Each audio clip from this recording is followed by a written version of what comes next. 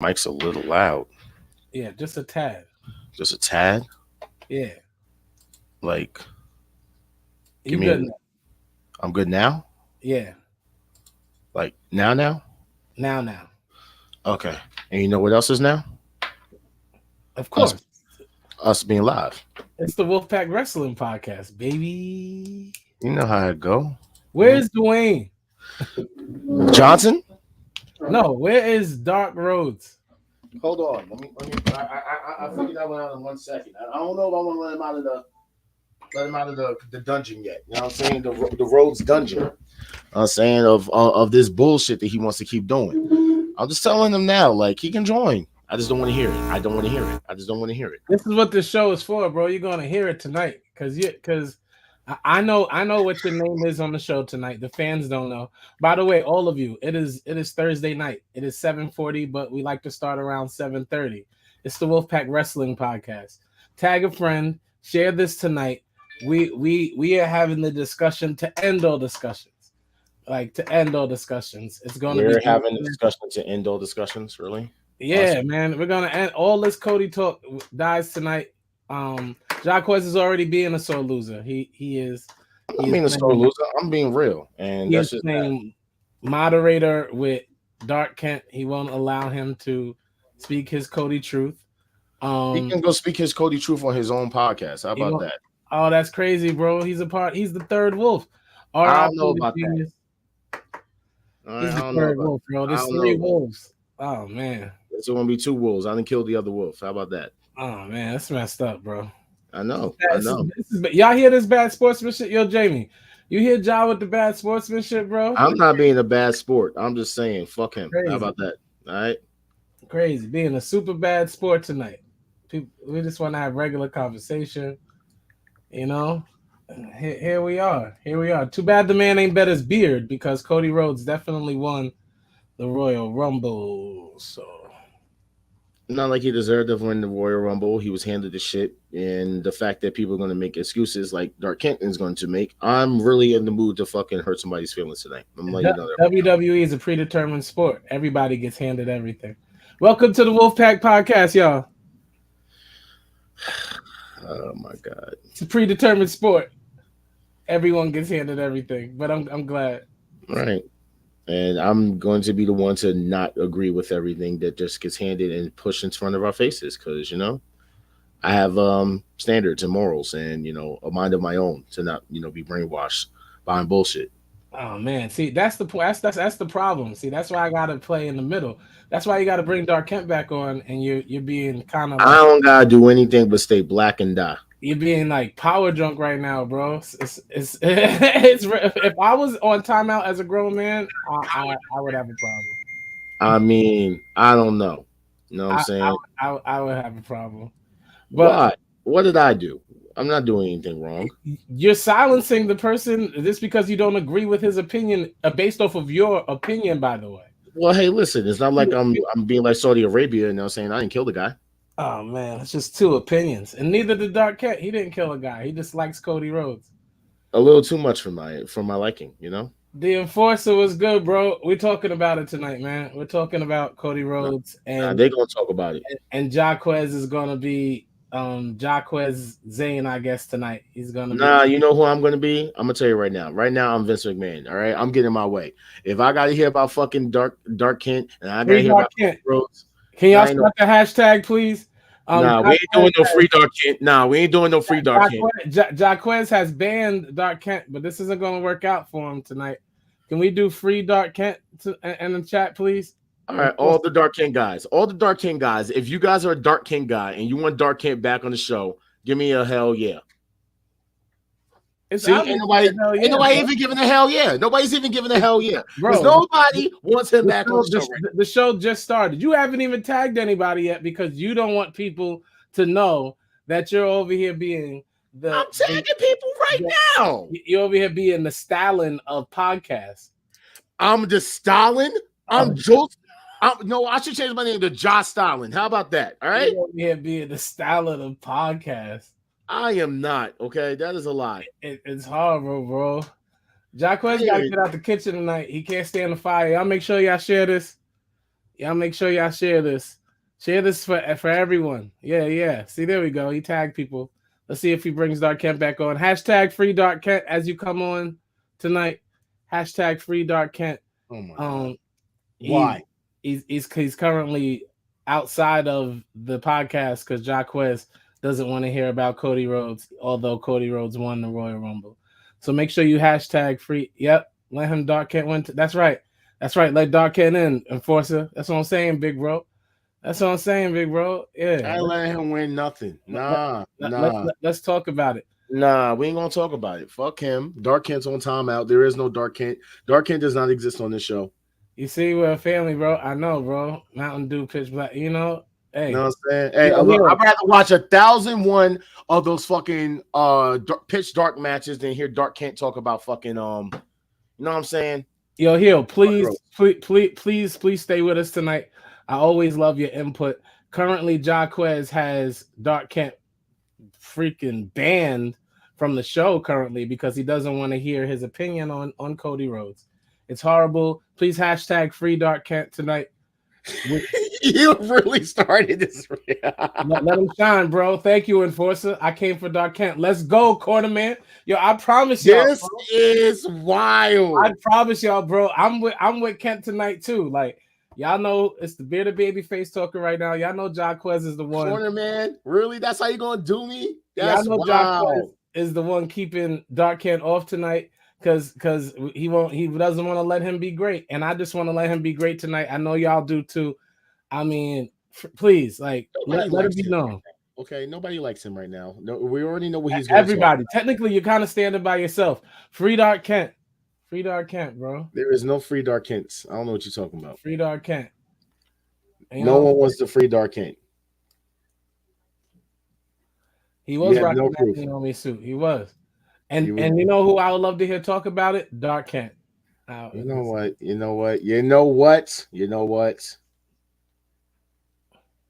It's not happening. All right. Dark Kent's on timeout right now. I feel like you keeping him out the show is just making him more popular, and I feel like this is working against you. This is kind of counterproductive.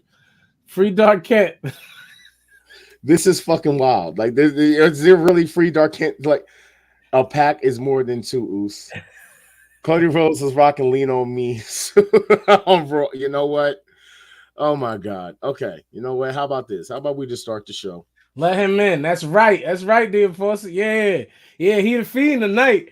He the Fiend. He gonna make an appearance though. He gonna hit a spot. He ain't Uncle Howdy. He gonna hit. Fuck him. See, you got me doing the wrong videos. This is crazy. See, y'all getting me tight. All right, shut up. All right, everybody shut up. Everybody shut up.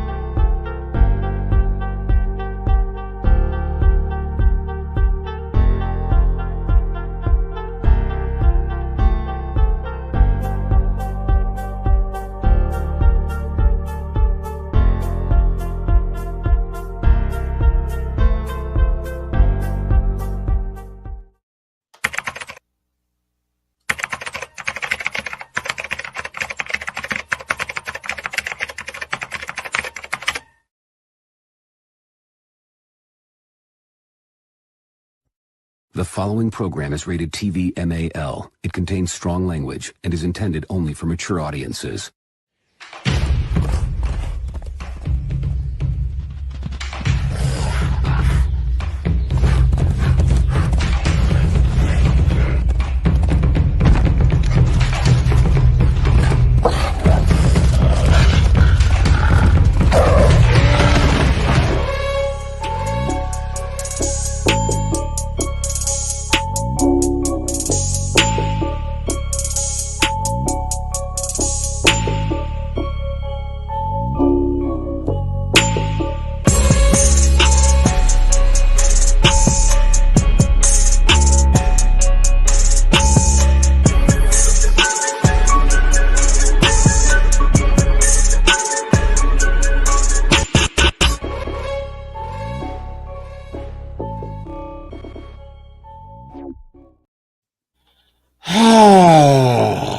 Welcome.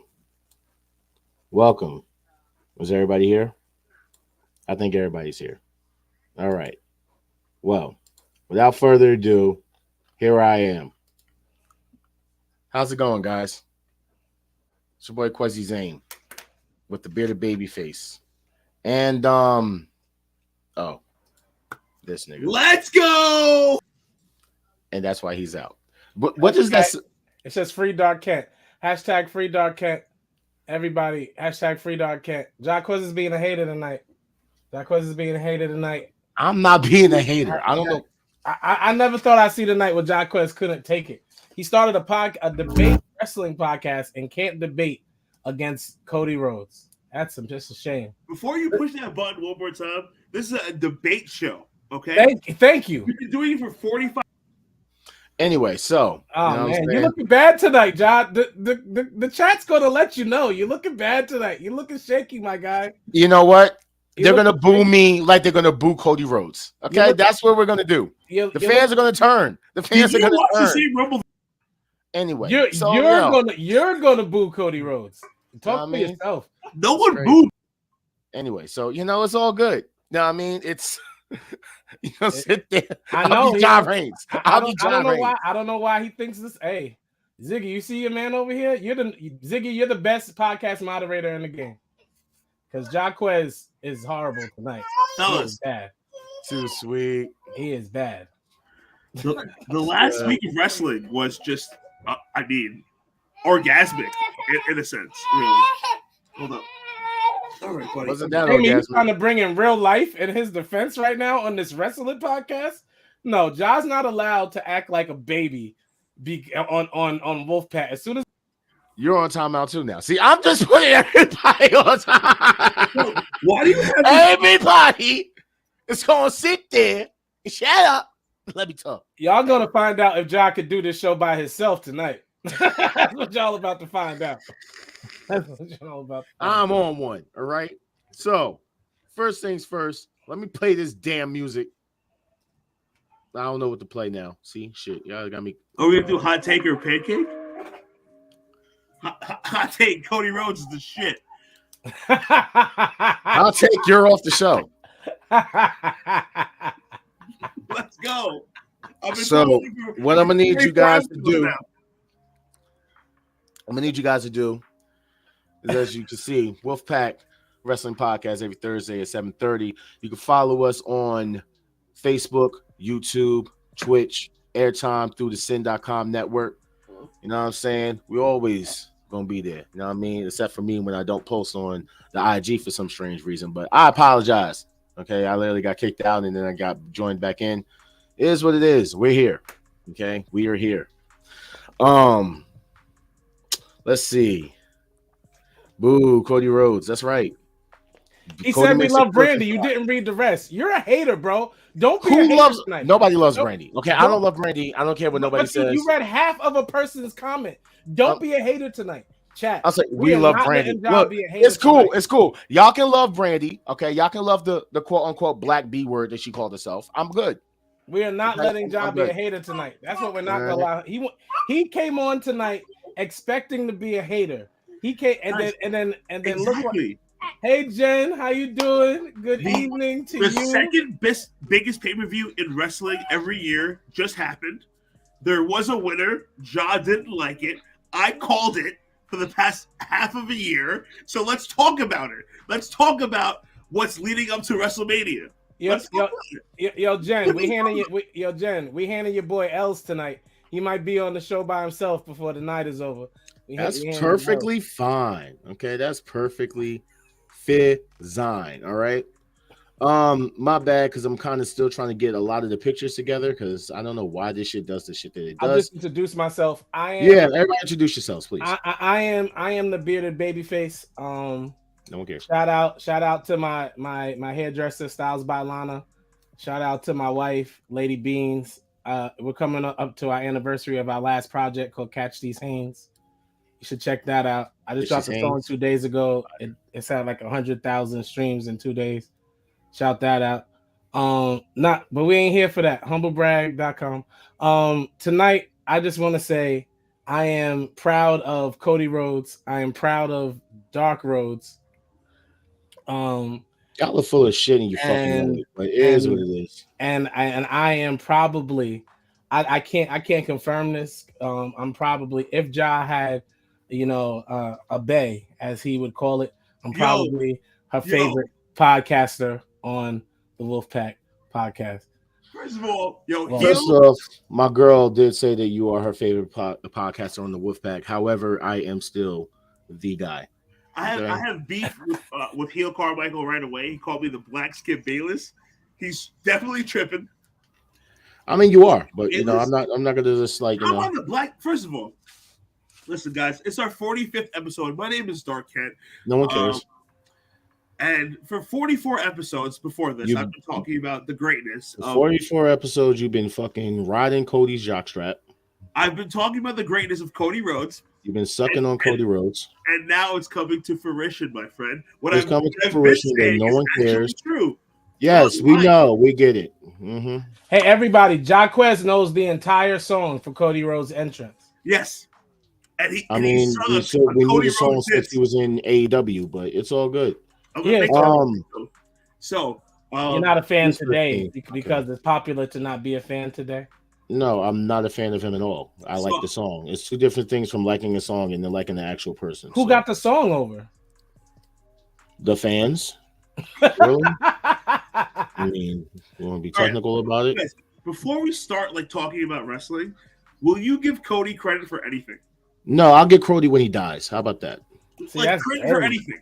That's dirty, bro. Especially when people are dying a lot lately. That's not cool. And this is why you're coming across as a hater tonight. I will do that. You're a hater. Hater. Give Cody his props. Bro, I'm not giving your favorite fucking wrestler his props when the guy ain't that fucking good. Okay, we want to go there. We're gonna fucking go there. Now I'm trying to basically go to the show, but I'm telling you right now, I'm gonna make you cry like a little fucking female on this fucking show if you keep going back and forth with me about this Cody Rhodes shit. Because I'm on one tonight.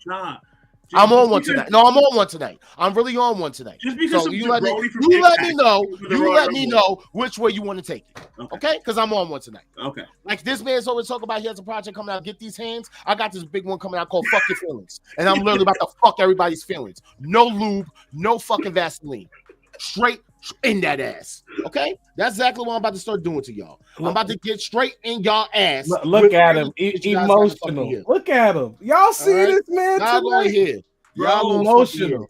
Look at him emotional right now. I can't get the look at him emotional. For some reason I don't have the dynamite thing. I don't know why this shit always does this, bro. Like, this is getting me tight. And we're in the middle of the show and I'm trying to start. So my apologies, guys. First things first, I do want to say happy Black History Month. Akeem, the African dream. He came to troll tonight. I'm telling y'all, it's a big troll. I'm saying, I really didn't know this was this many black people in NXT. I didn't know that because I watch NXT. Can you name all these people? Cody, other than Apollo, Wesley, and Booker T, and the New Day, which some reason somehow they're in NXT just because they're tag team champs. Oh, and Carmelo Hayes. I don't know the last time they even showed Quincy Elliott, so I don't know why he's on there. Or Quincy Jones. I'm pretty sure he got suspended. Okay, so a lot of these people just signed with their new right out of college program. Right out of college. Yeah, they've been signing people there's these two twins, the Kavanaugh sisters, who were signed to Miami basketball. I mean, they play for Miami, and this their senior year, and as soon as they graduate, they're in WWE. So to add to Star's point, he's absolutely correct. So what WWE is doing is they're signing college athletes. Next in line, thank you. Right, the next in line thing. Okay, got you. Exactly. So basically, a bunch of people that hasn't even been on TV. A lot of them are dark match or house show NXTers. Yeah. See, the reason why I think that it's half and half though. It's half and half. Because I know I see a couple of half and halves. But that situation is bad because these people haven't wrestled before. You know what I mean? They're not wrestlers. It's not NXT. Basically, to sit there and say that you have a lot of black talent, you're just going to just post people that never even been on television at this point. These are just If they hand them a paycheck, they can post their face. Facts. Are they getting a paycheck? Yes. Yeah. That's For what what? nil deals are when you're in Oh, college. wait. They're getting a paycheck for what? That's what nil deals are. That's what NIL deals are when you're in college. That's what WWE is doing with Next in Line. They're giving college students money to be a part of their product. It's paid. They get checks. Name, image, likeness, NIL. So they're getting paid for their name, image, and likeness. I'm putting their face wherever I want to put their face. Business is business. Hey, yo. You're the one thinking like that because you're So they can put their face wherever they want to put their face, but Mandy If I'm Rose. paying you for it, absolutely. Hey Jen, can you come back home because your man is frustrated? I'm good. I'm good. All right. I just want to know. I'm just saying. What's good, Vic? I got so many people here. Oh, damn. See, Solar Roca, Odyssey Jones, Lash Legend, Tricky Williams. USC is doing NIL too. I said Wesley already, but nigga said where's Sami Zayn? He ain't part of the no.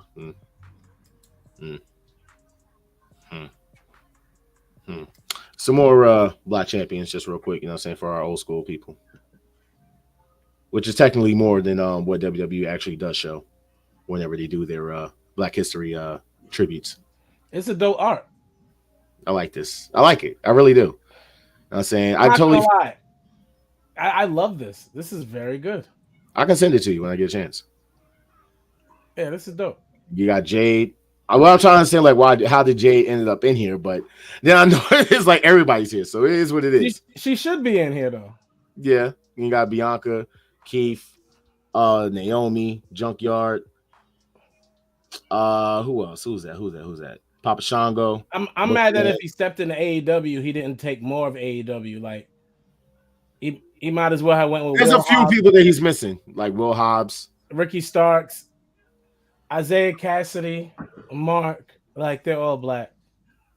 Scorpio Sky. Yeah. If we're talking about underrated black wrestlers, let's talk about Too Cold Scorpio. You think he's underrated or just nobody knows him other than wrestling fanatics? Underrated, man. He is probably one of the better wrestlers to ever do it, man.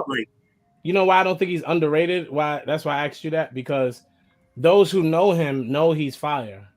He's just not, he's unknown more so than underrated. I mean, like nobody's going to disagree with you that the man can wrestle. Like he can wrestle. There's a lot of independent black wrestlers that I may not agree with. But there are Flash. Like, what's the guy? Too Cold Scorpio should have been the like guy that got the racist T-shirt. What's his name? Jordan Miles. Yes. Do you know who I used to love? And I'm just sorry they have become lackluster. Since it's Black History Month, and I guess we're talking about some African American wrestlers real quick. Your man over at Impact, the X Division champion, Trey Miguel. He's been very lackluster for a little minute here, and I don't know what happened. I used to really enjoy him. Really? Yeah. You don't like Trey? Currently, no. I hated that match with the 70-year-old. Absolutely hated it. How you gonna hate on Mike Jackson though? Because I am like. How you hating on Mike Jackson though? Like, because I give Impact a shot every once in a while, and every time I give it a shot. By the way, I came back, and Jordan Grace looked like she drank the ooze. Jordan Grace did a whole like 180 with her whole. She's on a diet or something. I don't know. She was eating the num-nums. Num-num. She was in the num-nums. Jordan Grace has basically went from thick mama pump to whatever she is. I'm trying to think of something that's PC. Ethan Carter III in his weightlifting competition. Is Rich Swann still on Impact? Yes, he is. Big Rich Swann fan. Huge fan of Swann. No, you're not, because you don't watch him on Impact. I'm tired of y'all saying stuff about shows y'all don't watch. I work hard to watch some of these horrible shows that I don't want to watch just so I can have some information for Ja about Impact, or for somebody else about CWL and CML and all these other acronyms of different stuff. And then we get on here and we half watch people and we say we're fans of people that we don't watch. No. You're not a Rich Swann fan. You were a Rich Swann fan when he was in WWE. Now you're not a Rich Swann fan. No, you're right. You're right.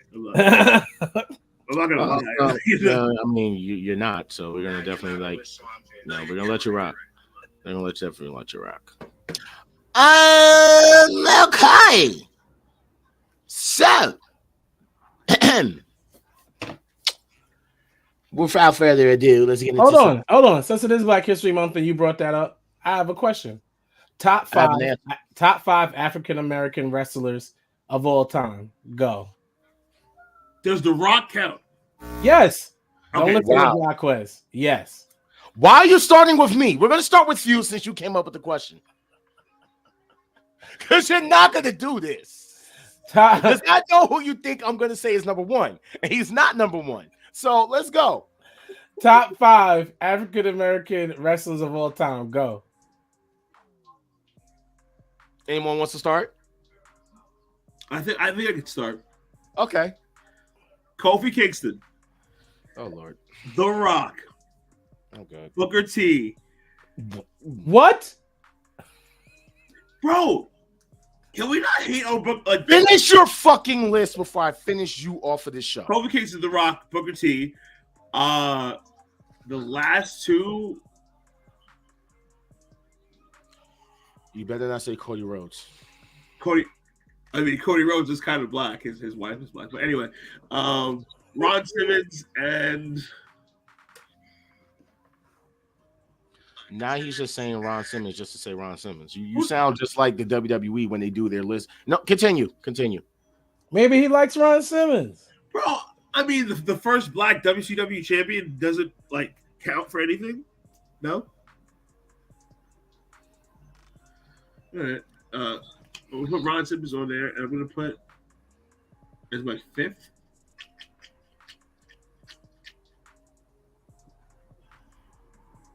Ahmed Johnson. No, I'm kidding.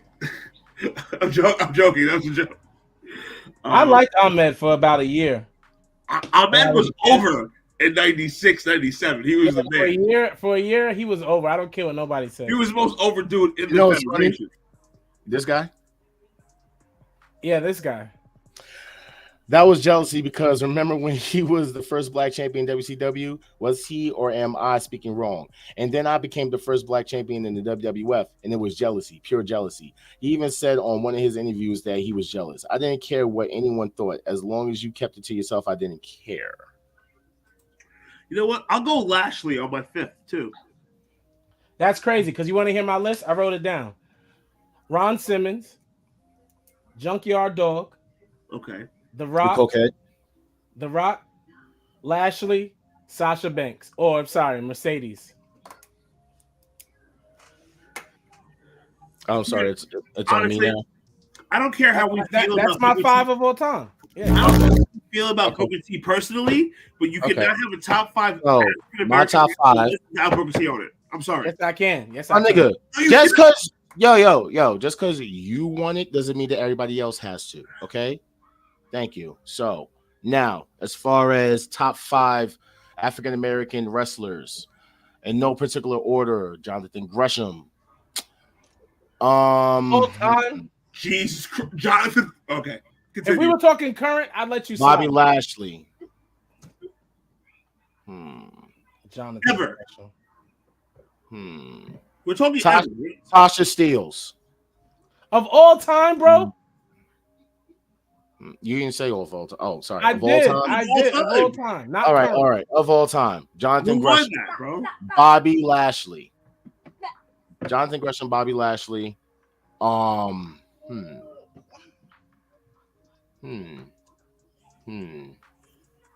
New Jack. Oh my God. Let me think of this one. Orlando Jordan. Now you're definitely trolling now. And this guy. There we go. All right, I can't dream. fellas. I will repeat this. If you have a black all-time African American wrestling top 5 and you don't put Booker T on there, you're tripping. Like, let's not.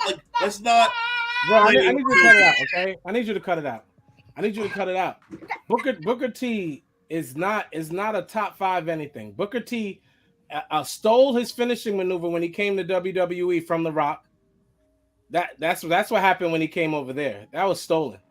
That's stolen. Booker T was that was stolen, and he only had and he only had 3 moves and a spin-a-rooney, and he stole one of them. The amount of Anything else, dude. Anything else that you want to add to it? Because I mean, you just love. All right. You love being on the wrong side of fucking None of things. you guys said Kofi either. Kofi's like top 5 Of all time. Black Can you Wrestler. stop lying to your fucking self, please? Quest, Stop lying to your fucking self. Quest, you said Jonathan Gresham. Jonathan Gresham is not top 5 of all time. Kofi, I mean, he's one of the best black technical wrestlers Kofi Kingston is not in history. Yes. Kofi is top 10. No, I'm talking about Jonathan Gresham. Jonathan Gresham is Kofi top Kingston 5. means more to wrestling than Jonathan fucking Gresham. Stop it. Bro, I don't give a fuck about your fucking opinion. I'm sorry. I don't give a fuck about your fucking opinion about Kofi Kingston or Booker fucking T. I don't care. You like him? That's you. I don't give a fuck about it. Means more They're to wrestling overrated. than Jonathan Gresham. Overrated. You're going to constantly talk about Kofi Kingston when he had the most shittiest fucking run when he had the title. You want to talk about it? Name fucking 5 people that was fucking prominent in his fucking title defenses. Dude, the first name them. No, don't say nothing else. Name them right now. Name 5 of the people that was his most best fucking opponents during his title defenses. We know that Kofi's run has nothing to do with Kofi, bro. You're being petty. I want to no. He beat Randy Orton. He beat Dolph Ziggler. You hyping Kofi. You hyping the man that can't not even fucking do his own Royal Rumble spot anymore. You want to keep doing this? 20 years. I don't give a fuck. He has a chest like a fucking deformed 4-year-old. Kofi's a top 10 African American wrestler. He ain't top 5. He ain't no top 5. Bro, he won the title. And neither is Booker T. Like, neither is Booker T. I don't give a fuck who won a title of WrestleMania. In terms of black wrestlers getting over and the amount of the meaning to the business, Kofi, dude, you can't even put Kofi and Jonathan Gresham in the same fucking sentence. So stop it. Kofi is way more important to wrestling. No, you fucking stop it. Because you're hyping this fucking nigga because he's your favorite fucking wrestler. That's all it is. I'm not hyping anything. I'm telling you. Bring fucking facts right now. I'll wait. Bro. Compare Kofi Kingston's career to Jonathan Gresham. Stop it. I need you to stop. I want facts right now. One person is relevant. One person no one's ever heard of except you and Dave Meltzer. So stop. Okay. Everybody in my comment section for this podcast knows who Jonathan fucking Gresham is. Every time you keep saying nobody knows who someone is, you get shut the fuck down because everyone knows who the fuck he is. Just because you don't like the person, stop saying nobody knows who the fuck he is. I know, right, Jamie? Because Jaquez is angry today. I don't know what he's doing. Kofi is obviously a top 10 wrestler. Kofi's resume obviously trumps Jonathan Gresham. Yes, Jonathan Gresham is one of the best technical wrestlers we've ever seen, and he's African American. He needs way more on his resume to be considered top anything. To even be in the same sentence as Kofi Kingston. He needs a lot more work. And he's married to Num Nums.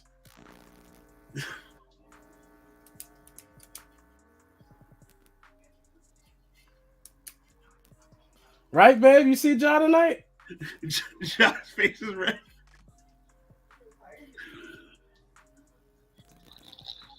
Oh, Ja introduced Gresham to Victor. Well, welcome. He's a great wrestler.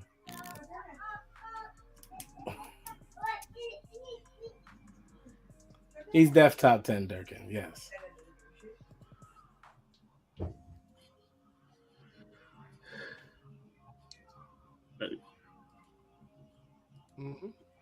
We also don't have casual fans who watch our show, so I don't think that's a point either. But that's neither here nor there. You're right. Everyone who listens to the show is a hardcore fan, so obviously everyone will know who Gresham is. But I already knew Ja was angry at the beginning of the show. Now, don't backtrack now. You literally just said nobody knows him. I'm backtracking because I'm saying is that everyone who's listening right everyone now, knows him. Everyone doesn't know him, or they do know him. Which one is it? No, everyone knows that Cody Rhodes is a quitting little bitch, but we want to go there. What about everyone else, right? Let's see who else we don't know. We're not talking about Cody yet. That's going to be a whole other thing. Everyone who listens to the podcast knows who Gresham is because they're hardcore wrestling fans, is what I'm saying. The last fan or the person who tunes into wrestling every now and again would have no idea who Jonathan Gresham is, but they might know who Kofi Kingston is because he's on. Bro, he's on WWE. Everybody that watches WWE don't know who everyone's on WWE. I'm so fucking tired of that bullshit, bro. I'm tired of this bullshit.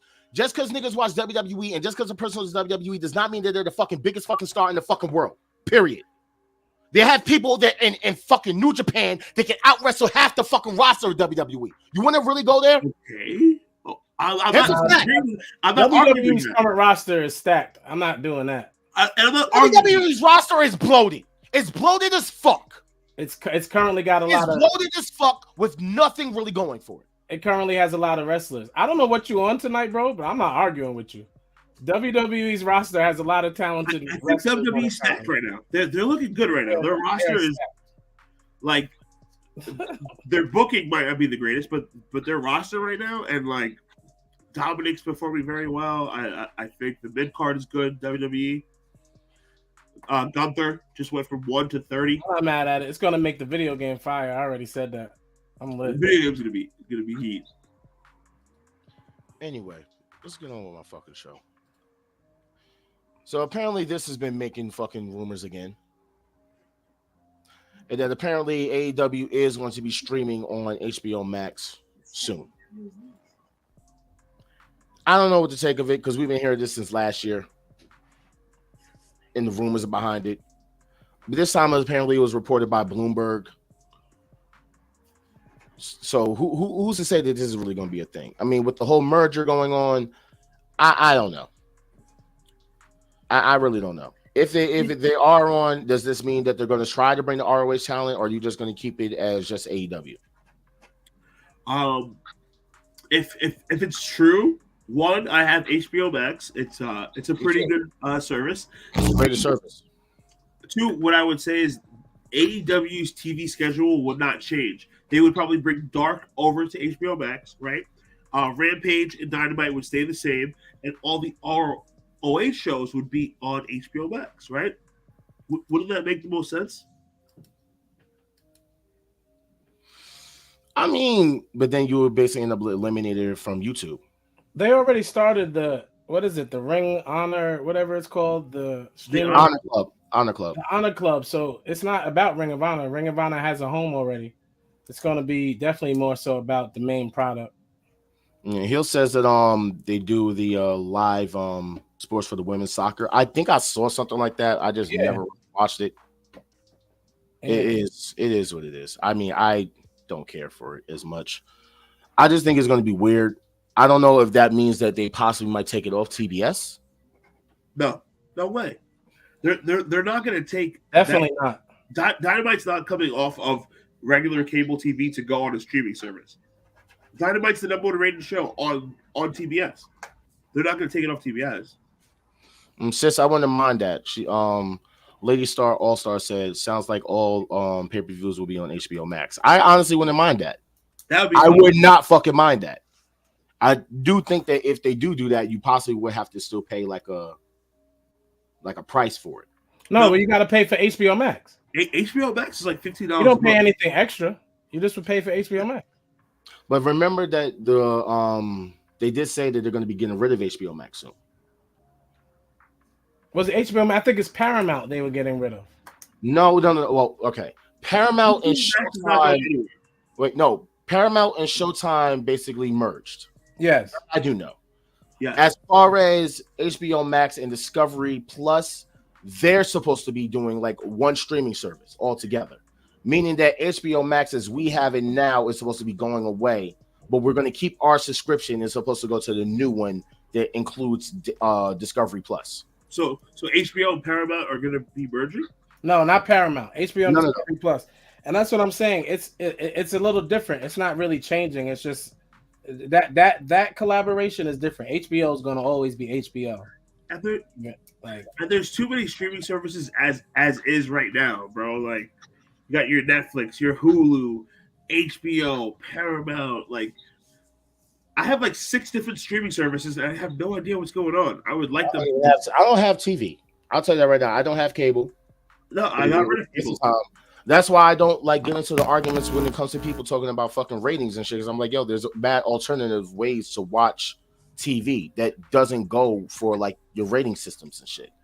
It does, but at the same token, most people still watch it on TV because it's on because of the channel it's on.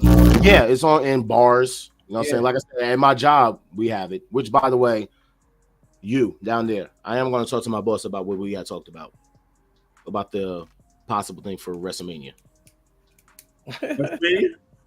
I'll see. I don't think he's going to do it, but we'll see. I mean, that's a lot of money. WrestleMania party at Jaws spot, bro. That'd be fucking dope. I mean, we have to Royal Rumble for my party. That would be a lot. That would be a lot of money for the owner. He should do it. Shoot. I mean, hey, listen. My birthday was on Monday. Happy belated birthday to me. Saturday we had the birthday party, but I'm thinking, dude, we do a live podcast WrestleMania Saturday, and we have a WrestleMania party. It will be way too loud. That's the only problem. You're wilding. It's impossible to do a cast. Impossible. It will be way too, especially in a bar like that. Like, this is going to be way too loud. Everyone in there is wrestling fans. You know what I'm saying? It's like, it's like gonna be quiet. So Chris was telling me about the fact that they are going to be the Daz. What would he say? The Dazen app. So all right. So with that. Basically, AEW is going to be joining DAZN, their new app, and effectively, I think they are going to be leaving the Fight TV? There's too many fucking apps, bro. This is the way of the world. This is the way of the world. You know what I'm saying? The Zone. That's right, the Zone. But there's been a lot of things that have been added to the Zone too, like for the fighting wise. So I think that is dope. However, how about the people that's been using this for Fight TV? Like, are they're gonna have to just leave to go to the Zone, or I don't get it, because that's where they've been watching AEW this entire time on Fight TV. I think AEW should take their shit right to HBO Max, and because like none of us were paying $50 to watch AEW pay-per-views, we were streaming them for free. But we might pay $15. We pay for it. Speaking for himself. Yeah, you speak for yourself. We don't do that, okay? We definitely watch and we pay, for our AEW pay-per-views. Absolutely right. Correct. but if they're on HBO Max, you know what I'm saying? It makes more like, even like Peacock with WWE. It's like you pay the $5 to $7 for Peacock, but you're getting a lot of other shit. Like, you can watch. Here's the thing, though. HBO Max, I do not believe that is available in all countries. That might hinder things. I have no answer for that. You're right. I have no idea. If they are, it would possibly do with the merger with Discovery Plus. But if they already have it going on with the Zone, and the Zone's already more global. Wait, real quick, Durkin, abso-fucking-lutely, Cody is beating Roman. Absolutely. Continue, John.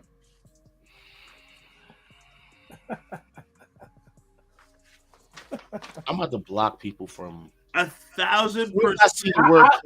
I love our fans. I love y'all. All the fans. Okay. I love the Wolfpack. It's definitely gonna be with Jay's help, but I love you guys. Love the fans. Love you guys. For both belts. Listen, if they separate the belts, that means Cody's winning 1. If they don't, that means Cody's winning 2. That's all that. Like, that's all we're talking about. And what I would think is like maybe they split them so Sammy can win one and then Cody can win one. But if they don't split them, Cody's winning 2, my friend. Cody Rhodes, champ, WrestleMania, mark it right now. You know, you make my head hurt. I'm just answering the comments. Don't answer the comments. Don't say nothing. I mean, you see Cody Rhodes. Cody's beating Roman, of course. I mean, can we just get it over with in a civil way? I want to start by saying this. I want to say this. I just have to say this. I acknowledge that Sami Zayn is currently super over. I acknowledge that. Absolutely. I want to point out to Ja that earlier when we were having the Kofi, whatever turned into the Kofi argument, he said that Kofi's run was lackluster. I want to say that Sami Zayn is in no other position than a Kofi, that if he wins a championship, he will have a lackluster run. After the fact. The only wrestler anyone ever interested in seeing Sami Zayn wrestle, other than Roman Reigns right now, is Kevin Owens. It's always Kevin Owens. The only story you can give me after is Kevin Owens. And we don't need to see Sammy versus Kevin every year over and over and over and over again. As much as I see there is a group of people that want to turn on Cody, it's okay. Same group that turned on him last time. I remember Ja was in. If the Beehive is for Beyonce, we'll call the Cody haters the end of the roadster. The Boys to Men. The Boys to Men's. The end of the roads. So the Boys to Men's are like Ja. They all, that want to turn on Cody, don't understand that at the end of the day, Cody makes better matchups. Cody has a better run with the title than almost anybody in WWE. Cody versus Seth Rollins was so great. Wait a minute. Time out. Time out. Wait a minute. When the fuck have I ever been a Cody Rhodes fan to turn on him? The chat is agreeing with me. Continue, Star. The chat is agreeing with me. Why? The chat is agreeing with me. So technically, what you have to do is when Cody gets the belt, you have so many matchup opportunities, so many different people that everybody wants to see Cody go against. There is almost nobody of superstardom you don't want to see Cody Rhodes going against. Even if you're rooting against Cody Rhodes, you want to see the network wants to see Cody. The people who paid the bills want to see Cody Rhodes be against all of these people. The people who pay the bills don't want to pay somebody who can't go to Saudi Arabia to defend the title. It's not happening. But what will happen is we will get what I just began with. Sami Zayn is great with Kevin Owens. Sami Zayn couldn't even do this without Kevin Owens. Y'all want to tell me Sami is over? You know who he had to do it with again? Kevin Owens. So all you got to do is let Sami and Kevin win the tag titles at WrestleMania. Everybody's happy. Do whatever you're going to do story-wise at the elimination with Sami. Nobody cares. But stop pretending like Sami Zayn can be the champion of anybody's wrestling organization unless it's Canada's World Wrestling Organization. You want to go there? Really? Jared, honestly. So, whoa, wait. Let me. Eloquent. Well-spoken. Wait. No. You're a Cody sucker, so we're not going to do this. I'm a Cody sucker. You over there. So you're saying that I'm part of the end of the roads thing, and all these people that people want to see Cody Rhodes go against, all this other stuff, and saying how everyone wants him to be a champion. Let me ask you a question. Why the fuck the man couldn't be a champion in the company that he started? Who are we talking about? You know who the fuck we're talking about. Why the man couldn't be in the company, be the champion? No. Tell me how Cody Rhodes being the champion and beating Roman Reigns is good business. I will tell you like this. The biggest takeaway from AEW that people don't like is the fact that the Young Bucks win the tag champions as much as they win the tag championships. Imagine if Cody Rhodes was heavyweight champion. No. People hate the Young Bucks because they hate the fucking Young Bucks. No, they're mad that they are the champions of their own company over and over again. How much would people have been upset if Cody Rhodes did that? Cody said where he would ever be world. People were upset when Cody Rhodes made his own fucking title. Remember we talking about the Codyverse not that long ago? Are we gonna pretend like the Codyverse didn't exist? I don't know anything about Right. the Codyverse. I know wrestling, and if I'm watching wrestling, Sami Zayn should not win a title. Sami Zayn should not win a world title. It doesn't make sense business wise. It doesn't make sense title run wise. It just marketing wise. It doesn't make sense. To go off All Stars' point, if Sami Zayn, let's say hypothetically, Sami Zayn beats Roman at WrestleMania, boom, huge moment, right? After that, what's next? After that, okay. No one cares. That's the question that it feels like no one's asking. Once Sami Zayn wins the belt, what now? What now? What's next? So you mean to tell me that Sami Zayn is not the same as Daniel Bryan with this whole no, takeover, right? Getting the fans behind him and all that other shit. Because now, I mean, since we're just going bypass everything else that we have to talk about, because you guys are obsessed with talking about Cody Rhodes now. Cody seems to be the only thing that we have to talk about. Hold up, John. Real quick. So you were just saying that Kofi had a terrible run as world champion, right? He had a good win. Bro, you don't tell me that Cody Rhodes is not going to have a good fucking run. The only reason niggas is getting behind him is because he's an ex-AEW person. No, he's who started the company and he came back. Bro, that's the only reason why y'all niggas have been fans of this nigga. That's not true. What are you talking about? Yes, it is true. Yes, it is. Nobody was backing this nigga. Nobody. Bro, nobody cared about Cody. Nobody cared about Cody. Nobody. Except the same AEW, except the same WWE people that was shitting on him. We have to stop saying absolutes because everybody in the chat agrees with what we're saying about Cody. No, not everyone is agreeing. You have one or two people agreeing. Everyone else saying that they'd rather had Sammy go against Roman. Oh yeah, are y'all saying who that? has Sammy in y'all this bloodline see for Sami 9 Zayn months? at WrestleMania? Who's saying that in this chat? Who's saying that in this chat? We want to see Sami Zayn at WrestleMania. I ain't see it one time. Please show me. Show me who said they want to see Sami Zayn at WrestleMania. Hypothetically, if Sammy beats Roman at WrestleMania, huge moment, everyone pops. What happens the day after? No one cares anymore. Sammy beats Roman, rah, rah, rah. Bro, I know he would do it. It's in his name. When the fans end up booing the shit out of Cody. Who is booing Cody? I didn't hear Cody get booed like that. No, who's booing Cody? Yo, y'all got that fucking. We all watched the same Royal Rumble. And Raw. I watched Raw too. Yeah. Who's booing Cody? Are you fucking kidding me? The man got booed at his own fucking company. To go back to the fucking people to be like, what are you talking about? We're talking about the past 2 nights, Ja. We're talking about the Royal Rumble and Raw, Ja. That's what and we're talking about the same jackass WWE fans that just hype up any fucking thing when it comes to that fucking company. We're talking about the same Cody people. Rhodes. We're not talking about WWE. We're talking about Cody Rhodes. Cody Rhodes is in WWE. Cody Rhodes was trash. Cody Rhodes was not that good. I'm not a Cody fan, bro. I'm not like the rest of these people who are sucking this nigga like they've been doing just because he got to WWE. Nobody was hyping this man when he was in AEW. We're not talking about was. We're talking right now. Nobody gave a fuck about him. Now, he was in fucking AEW at all. Nobody cared. They shitted on the man. They shitted on the man. The only reason why you guys keep saying this shit is because you constantly believe he actually ended racism. Nobody That's really. because he's married to a black woman. Nobody really believes that. Stop it. What we do believe, and what we said the whole time, is Cody's going to WrestleMania and he was winning the Rumble. And I understand that it scuffs your Tims.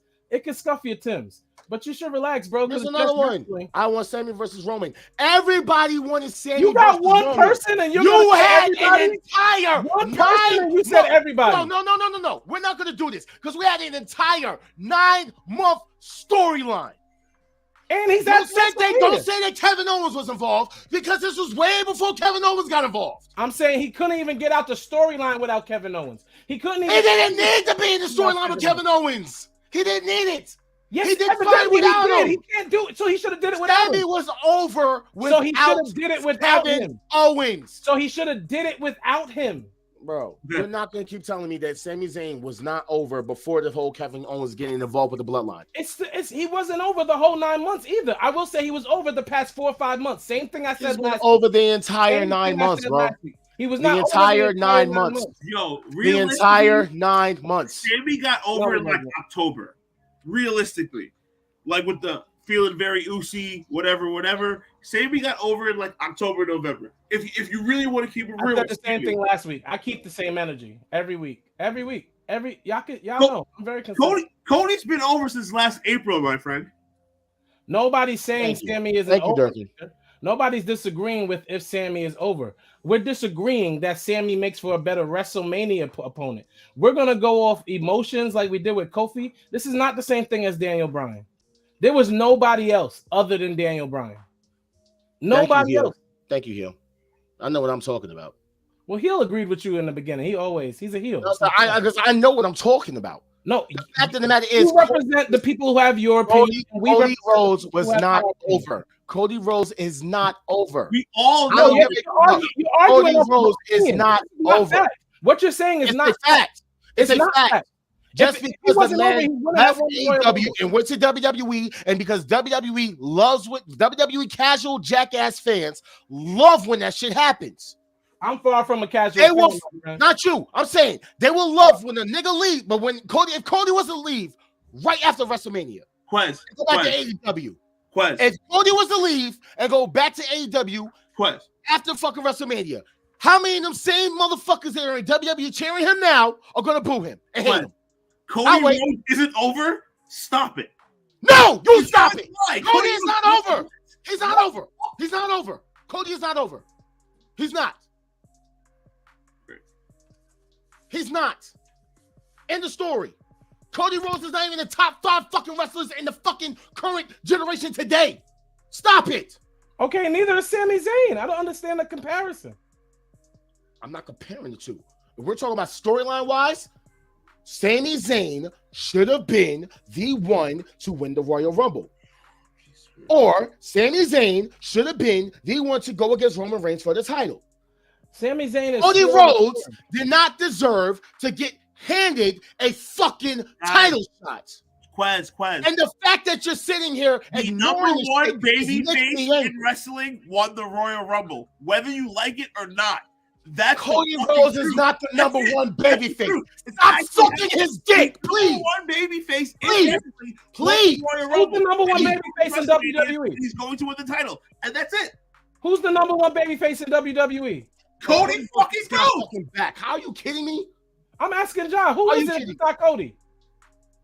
Bianca Belair can actually be considered one of the number one fucking baby faces. You're gonna say anybody. But you just want to, y'all just saying anything. Y'all are hyping this man. Cody just became a baby face a week ago. Sunday. Cody Rhodes is the number one baby face in the most prominent wrestling company in the world. So that's it. That's actually true.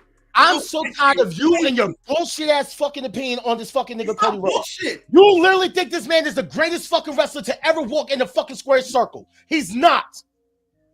He's not. He's not. I don't give a fuck how much you like the man. He's not. The number one baby face. I don't give a fuck how much you like CM Punk. I don't give a fuck how much you like Kofi Kingston. None of them niggas is top 5. As much as you want them to be. All 3 of them niggas is not part of the top 5. Wrestling is a predetermined sport, and everybody is handed everything. Every show, everybody's handed everything. The number one baby face in the number one wrestling company in the world. You gotta learn how to take it, Ja. It's a debate show. Bro. You can't debate with somebody who's just, no, that's it. That's it. Bro, are you serious? You're literally saying doing the same thing because y'all are saying. I've asked the nigga to provide facts. I'm waiting on the facts. Okay. Show me the facts. Show me the car facts. Okay. Show me the car facts. Is Cody the number one merch seller in WWE? First of all, I don't have those numbers. Answer the question. You know everything. You know everything, right? Is he the number one merch seller in WWE? I don't know the answer to that because I don't have the numbers. Okay, gotcha. If I had to guess, buy rate, can Cody Rhodes buy rate actually any pay-per-view? Okay.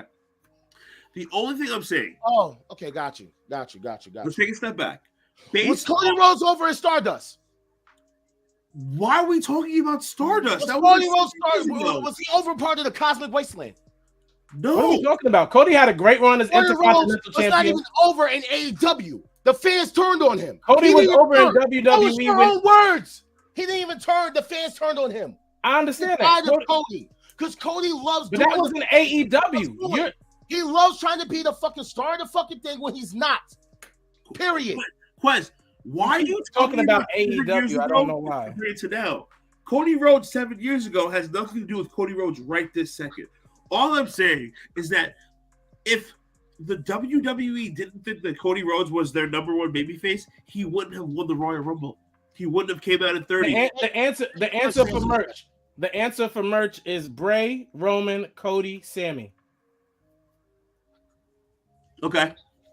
Makes sense. So Bray, Roman.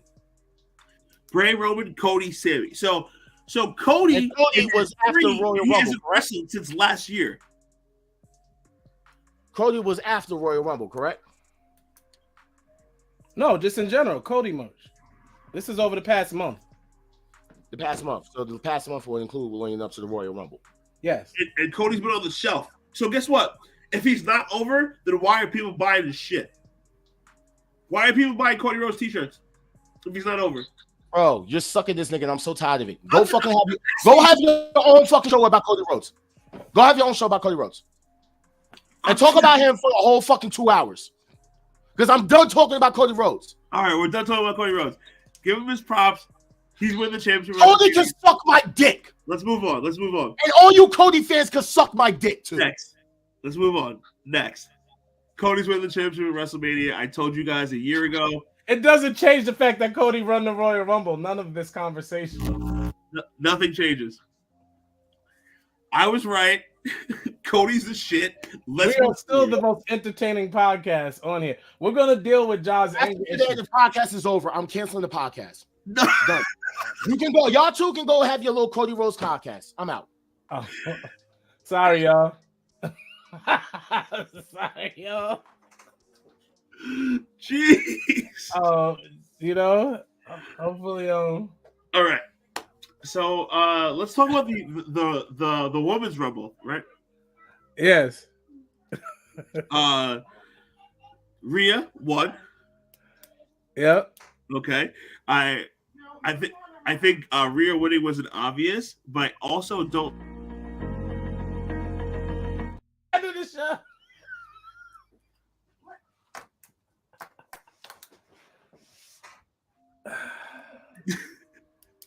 Rhea Ripley winning was obvious. Yeah, it definitely was. What is going on? I'm really going to leave the next time he does that. I'd say this year with the Rumbles, both Rumbles had obvious winners, but they were still both entertaining at the same time. Yeah. I mean, she was handed the win. Even though she was in at number one, Let's just talk about this Royal Rumble shit and get it over with, because after this, I'm out. Because I had other stuff to talk about. You guys just constantly want to talk about the Royal Rumble. You want to constantly talk about the nigga that you're in love with more than your fucking girl. It is what it is. I'm over this shit. So we're just gonna fucking get past this shit and keep it going. All right? Because I'm tired of this shit. So it is what it is. For those who are interested in something that's not involving Cody fucking Reynolds, and him trying to follow his dead father's fucking dream or whatever, cool. Dark Side of the Ring is coming back for season 4, and some of the names that they're going to be talking about is Abdullah the Butcher, Mike Awesome, and Bam Bam Bigelow. As far as Abdullah the Butcher, I hope they fucking get into details about that sick fuck, because that guy should not even be in the fucking Hall of Fame. For those who fucking know about Abdullah the Butcher and his hepatitis C and how he constantly kept spreading it around to other wrestlers and not giving a fuck. Yeah. Abdullah the Butcher should not be in the Hall of Fame. No, you are correct with that. Abdullah was spreading hepatitis around, cutting himself. Don't agree with me. I don't want you to agree with me. Joe, we're still friends here. No, we're not. Dark Side of the Ring is going to be a lot more calmed down this season because of the Plane Ride from Hell episode, I believe. But they do some really good content. I can't front. Those documentaries are pretty on point, and they've been great. The first 2 seasons of Dark Side were incredible. every episode. Watch the Owen Hart episode, the Pillman episode, the Montreal episode. They're all great. Whatever. Facts. Have you guys watched? No, I don't watch Dark Side of the Ring. He watches Dark Side of the Ring. Give it a listen. Give it a watch. It's dope. He I watch, would never, just because you said it, I'm never going to watch it. he watches Dark Side of the Ring. No, I don't. Apparently, also AEW is going to be doing live events, house shows now. When they're calling the shows House of Rules.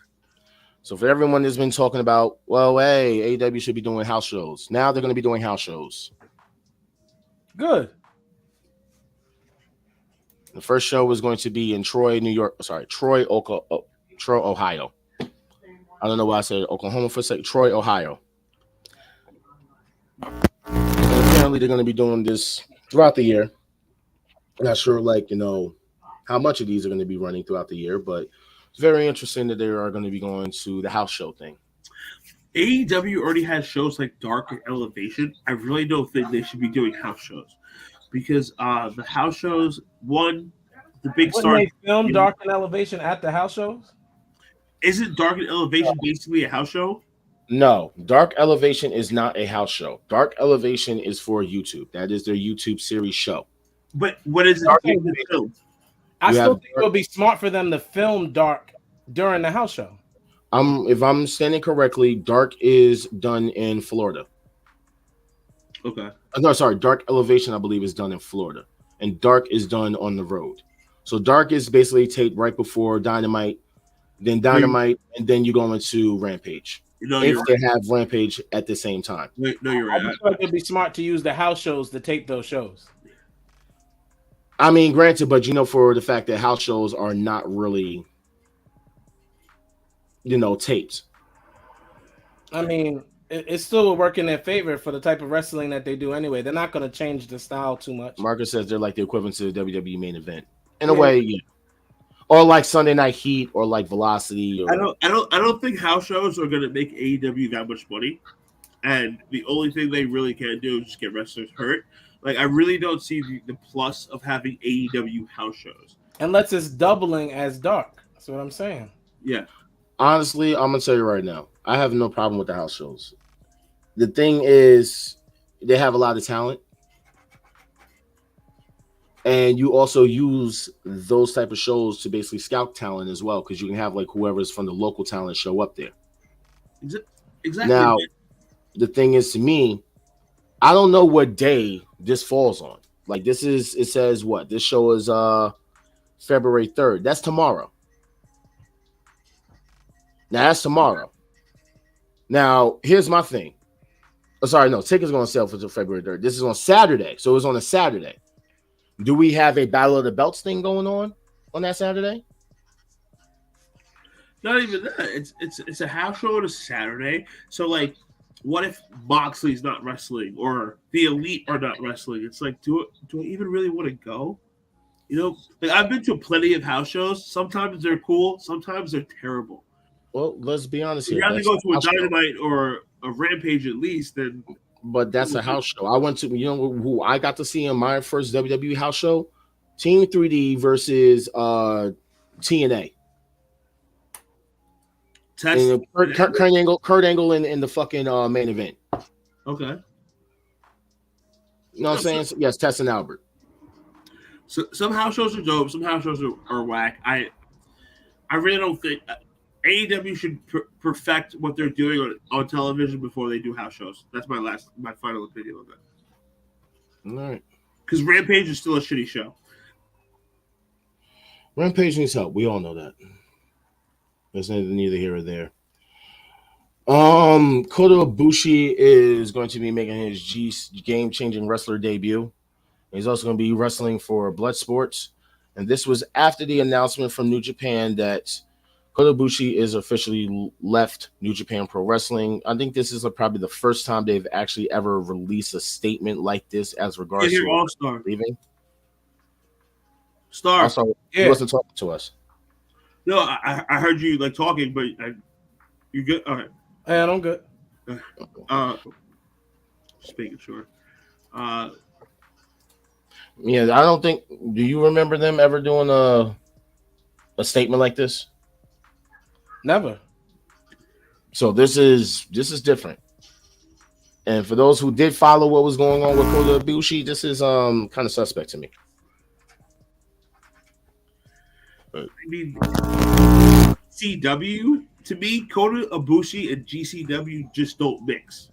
You know, like GCW, I'm thinking like tables, barbed wire, all kinds of crazy shit. I don't understand what's the hold up with him going to AEW.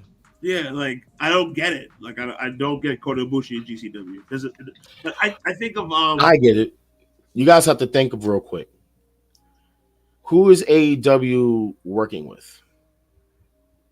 Everybody. New Japan. Bingo. So we all know the situation going on with Kota Ibushi in New Japan. That is the only reason why I think that it's basically been hindered a little bit. So you think Kota Ibushi wrestling for AEW will mess up their relationship with New Japan? Kinda. I don't know. I don't know at this point.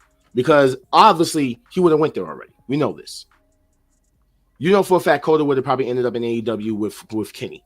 But why would Ibushi go to GCW and get powerbombed through light like poles? Well, why is he gonna go fight Nick Gage? The doll that he was actually wrestling is also supposed to make that debut.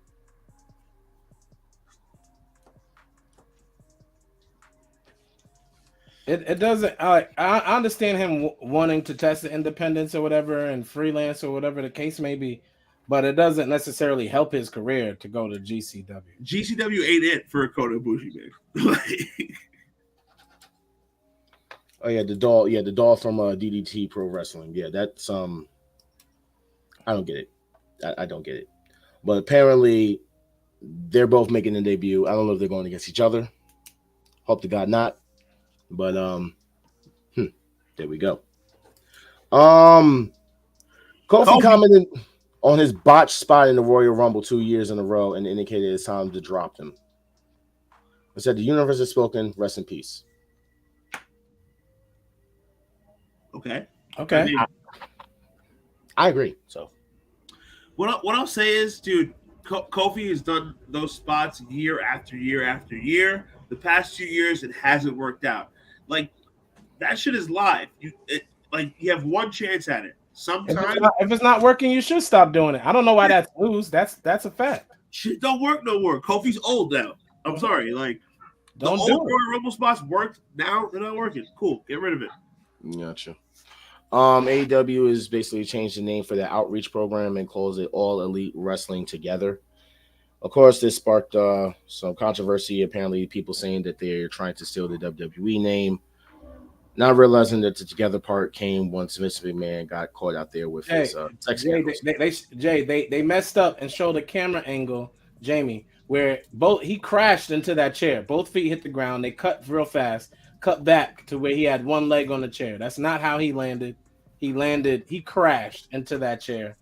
Oh no, it was terrible. But his whole body was on the ground. It looked like he injured himself. I'm not gonna lie. Yeah, that camera cut back was them trying to save it, but it was over. Yeah, he had the 1 foot on the chair, and I was like, "Nah, bro, like it's over. It's a wrap."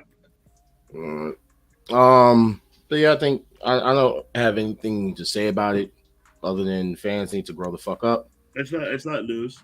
It's like, okay, they changed the name. That doesn't mean that you guys think that they're automatically trying to still copy WWE or whatever the case may be. Apparently, they're copying WWE for doing house shows. I don't understand like why everything this company does, people just like hinders it. Like they're not supposed to do with that comparison stuff. I don't do it. I love wrestling. It's just dumb. It is honestly dumb. I saw this post and it said that. Oh, sorry, that's for Dynamite. These were the top 10 matches of January. Do you see anything that you guys may disagree with, or any that you may want to add to this list? I mean, this is going to sound crazy, but not. Mark Briscoe and Jay Lethal was one of the most emotional matches we've ever watched. Yes. Mm-hmm. I don't know. I sound crazy. I'm the only person that would pick this match, right? Like this. This is a fresh topic, man. I understand, but like if I had to like wrestling wise, like I guess impact wise, yes. Let me leave it alone. Impact wise, 100%. Yes, it belongs there. Of course it does. I'm not gonna do it.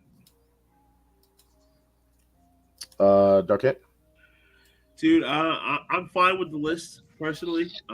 Kenny versus Ospreay was like probably one of my favorite matches I've ever seen. I'm not fine with this list. I'm sorry to cut you off, Darkette, but I just realized something. Mickie James, I don't care what percentage of Native American she thinks she is. She came out. I was waiting for you to make that comment. She came out during that pay-per-view to a whole Native American tribal drum circle going down. She was in her tribal dress with the headdress on. They were doing it felt very, very, very racist, and I don't like it. I don't care what percentage, whatever she thinks she is. I don't care. She hit up 23andMe. She's 1/8 Native American and came out with the whole garb. Wait, what Native American tribe is she from? Navajo? None of them. Not because I'm not even going to disrespect them by even like insinuate. I don't care. I don't care what Wikipedia says. I don't care what Ancestry.com says. Mickie James, when she walks out, she looks like she's pure bred Caucasian. So make sure you do not put on a bunch of Native American stuff. I don't care how emotional she thought it was. Nobody ever thought she was losing. Nobody ever thought she was going to retire. Like nobody ever thought any of that. But one thing nobody needed to know or think was you were thinking you were Native American. You're not. It's not going to happen. You probably never been. You go to casinos because like your side job. Hiking son like two times. Dude, shout out to Jamie real quick. Mickey's that comment black. That comment. Oh my god. What else do we have here? Oh, you can pull it back. The list. Sorry. Yeah, I don't think there's anything else that's missed. To tell you the truth, I really don't. Nah, they got all the fire. I think so. I mean, I'm trying to think if there's anything. I got no hate. Because Brian and Takeshita was dope as fuck. Yeah. Shout out to Takeshita for getting his first win. Yes, on Dynamite. On Dynamite. Yeah. About this, Brock is in trouble. Again, I don't know why this is reported because nothing's gonna happen to the nigga. So I don't know why they always do this shit like he's in trouble, has heat or whatever. Whenever you see there's heat on Brock, do you think Brock Lesnar gives a shit? Like literally, he doesn't. He does what he wants when he wants. Like if the WWE's like, oh, we're not gonna use it anymore, he's gonna be like, okay, so like I don't care. The UFC. Like Brock does what he wants when he wants. He doesn't care about heat. Facts. The fact of the matter is the heat is because apparently he put his hands on that ref when he wasn't supposed to. He threw the ref over the rail. He threw him over the wall. I think the slamming of the steel steps on the table was also apparently was part of it, but then everything else following wasn't. Listen, he felt like he had to do something. He got paid $2.5 million to be in one match for a few 3 minutes. Like 3 minutes. He had to do something else with his time. He got mad money. Let me pick up some stairs. Let me throw somebody. Like I don't wrestle again to Bobby Lashley. We'll see him, but he won't wrestle again to Bobby Lashley at WrestleMania. So let him throw some things around. Like, Brock's making like 50 G's a second right now. Yeah, Floyd Mayweather type numbers right there. He does not give a shit. He definitely don't.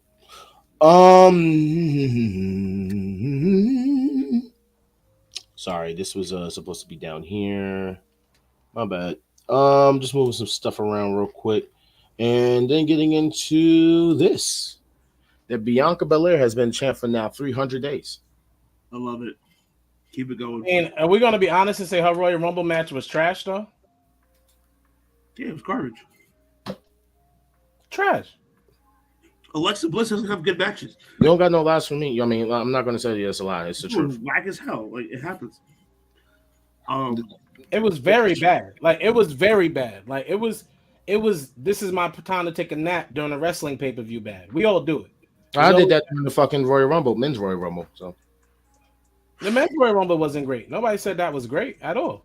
oh, It wasn't as bad as last year. Fellas, It was nowhere as bad as last year. last year was one of the worst Royal Rumbles of all time. And what was so bad about this year's men's Royal Rumble? What was bad about it? What was not entertaining about it? Okay. Master Cole, hold on, y'all. Really? Okay. All right, let's go back to Bianca. You know what? Bianca should hold the title for the next fucking 3 years. Like, I don't see anyone beating her. I mean, if they get Naomi back, like who's gonna beat Bianca? You know? I thought it was gonna be Rhea, but you know that's Rhea's gonna beat Charlotte. Charlotte should have been there anyway. Whoever they put against Bianca should take an L. I mean, let's be honest here. Who's going to be Bianca? Who are they gonna put her?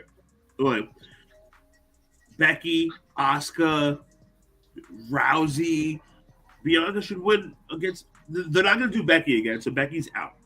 They might do Asuka, but I would still have Bianca with that. So Bianca doesn't have a challenger that should beat her, so she should hold the belt for the foreseeable future. Bianca needs to give that belt up at WrestleMania. She's getting boring. She either needs to turn heel or give it up. To who? I don't know.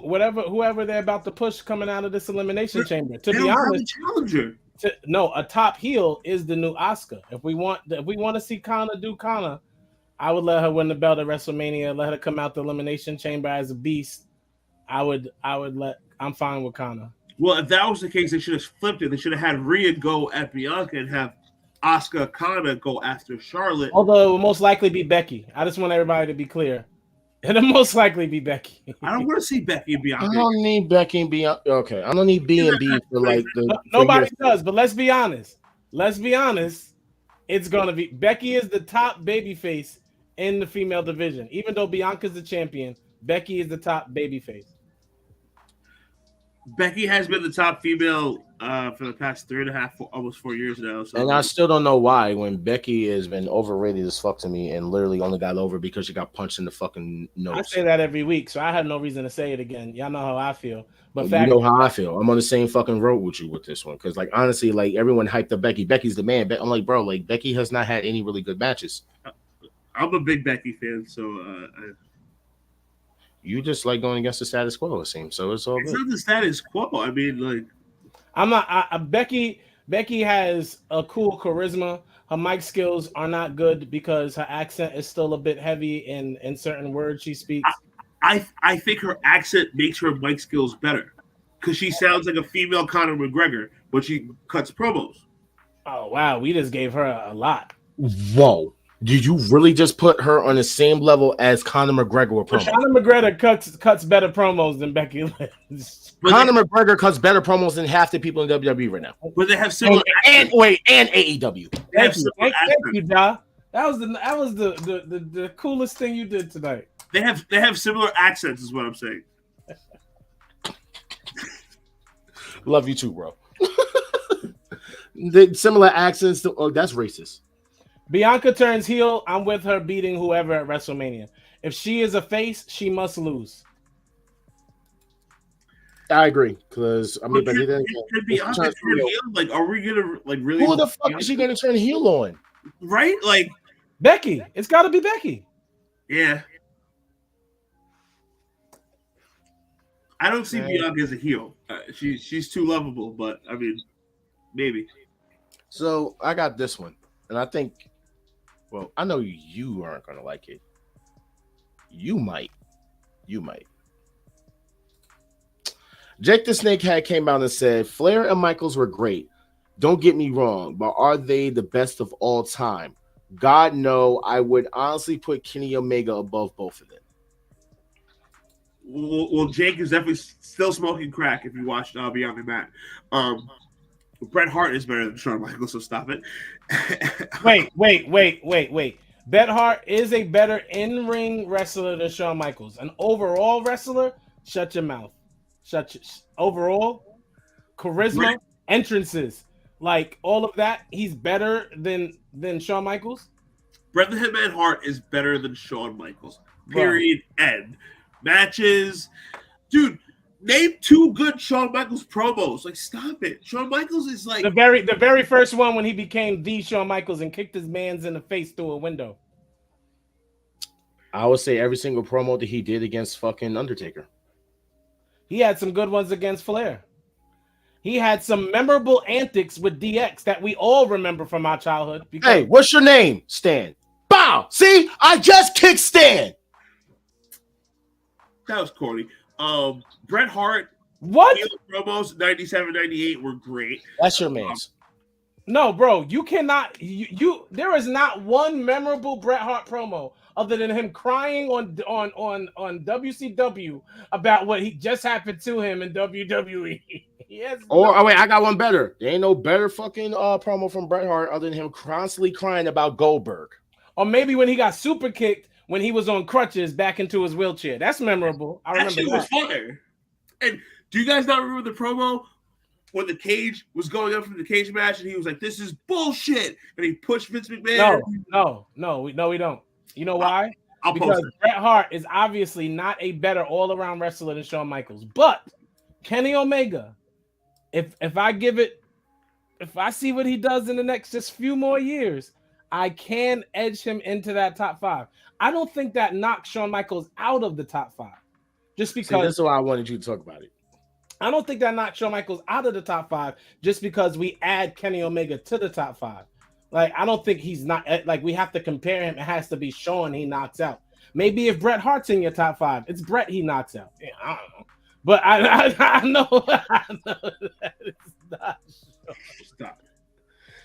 It should definitely be Flair. Flair has copied everything he's ever done, from his gimmick to the Four Horsemen. Sorry to say, I don't want to hear it, but it is what it is. Fuck him. He is super impactful in the sense of he's good. He was good at getting himself over. But as far as him being a good in-ring person, let's be real. He did this most of the time and this most of the time. Like it was more of the show than the wrestling. So he should never have been considered a top 5 wrestler in the first place. Shawn Michaels put his body on the line, basically needed a new back by the age of 28. Like, I'm not going to do this. So with that said, Shawn Michaels remains in the top 5, but Kenny Omega definitely deserves a spot. Shawn Michaels is a jerk off. I'm putting Kenny above both of them right now. I'll put Kenny above Bret, and I'm going to put Kenny next to Shawn. You also the reason why I say that is because, to me, I'm always going to be an HBK fan. The charisma that he has, his in-ring work was dope for his time. Kenny, on the other hand, way better promos. Way better promos. Way better ring presence. Way better ring work. You get what I'm saying? So, this is... Jared All-Star Ace is my hero. You know what I'm saying? I'm here.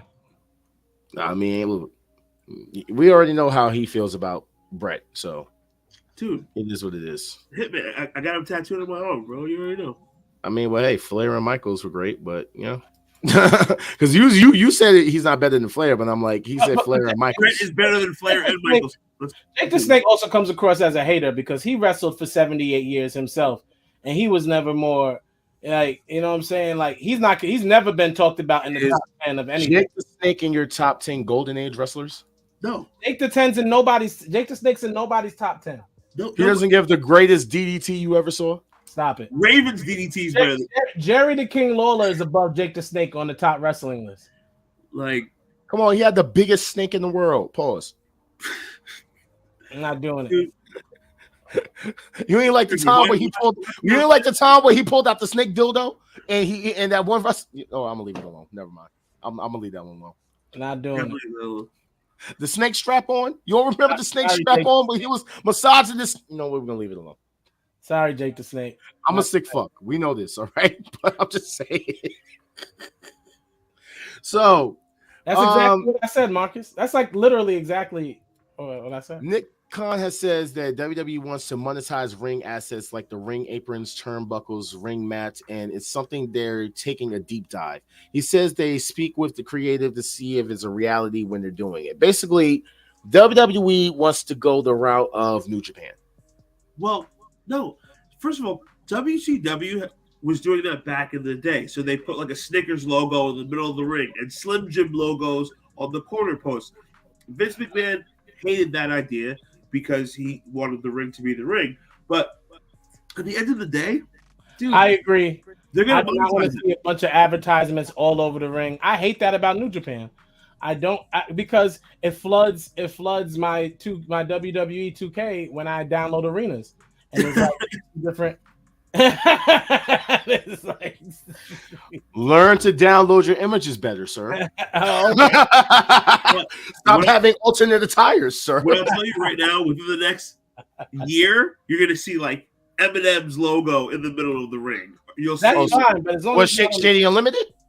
Like stickers in the middle of the ring. As long as it's not on the turnbuckles and the ropes and the apron, nobody wants to see all that. Nobody wants to see all that. And I guess for the first time in about 4 years, I'll say out loud, I agree with Vince McMahon. The ring should remain. The ring should remain the ring. I agree with that too. I don't think a big ass like Snickers logo or Eminem's logo is cool in the middle of the ring. How y'all know it's gonna be a Snickers or M&M logo? Maybe it could be a Blue Chew logo. It was a Mountain Dew logo at the Royal Rumble. Why wouldn't it be a Blue Chew logo? Or Mountain Dew? It's not gonna be Blue Chew, bro. Stop it. Why can't it be Blue Chew? And why do you know what Blue Chews are, bro? Who doesn't know what Blue Chews are? I've seen it advertised enough. So why don't we know what Blue Chew is? I mean, I listened to Bruce Pritchard's podcast, so that's how I know about Blue Chew. But look, I don't need a Blue Chew. I'm good. That's my girl.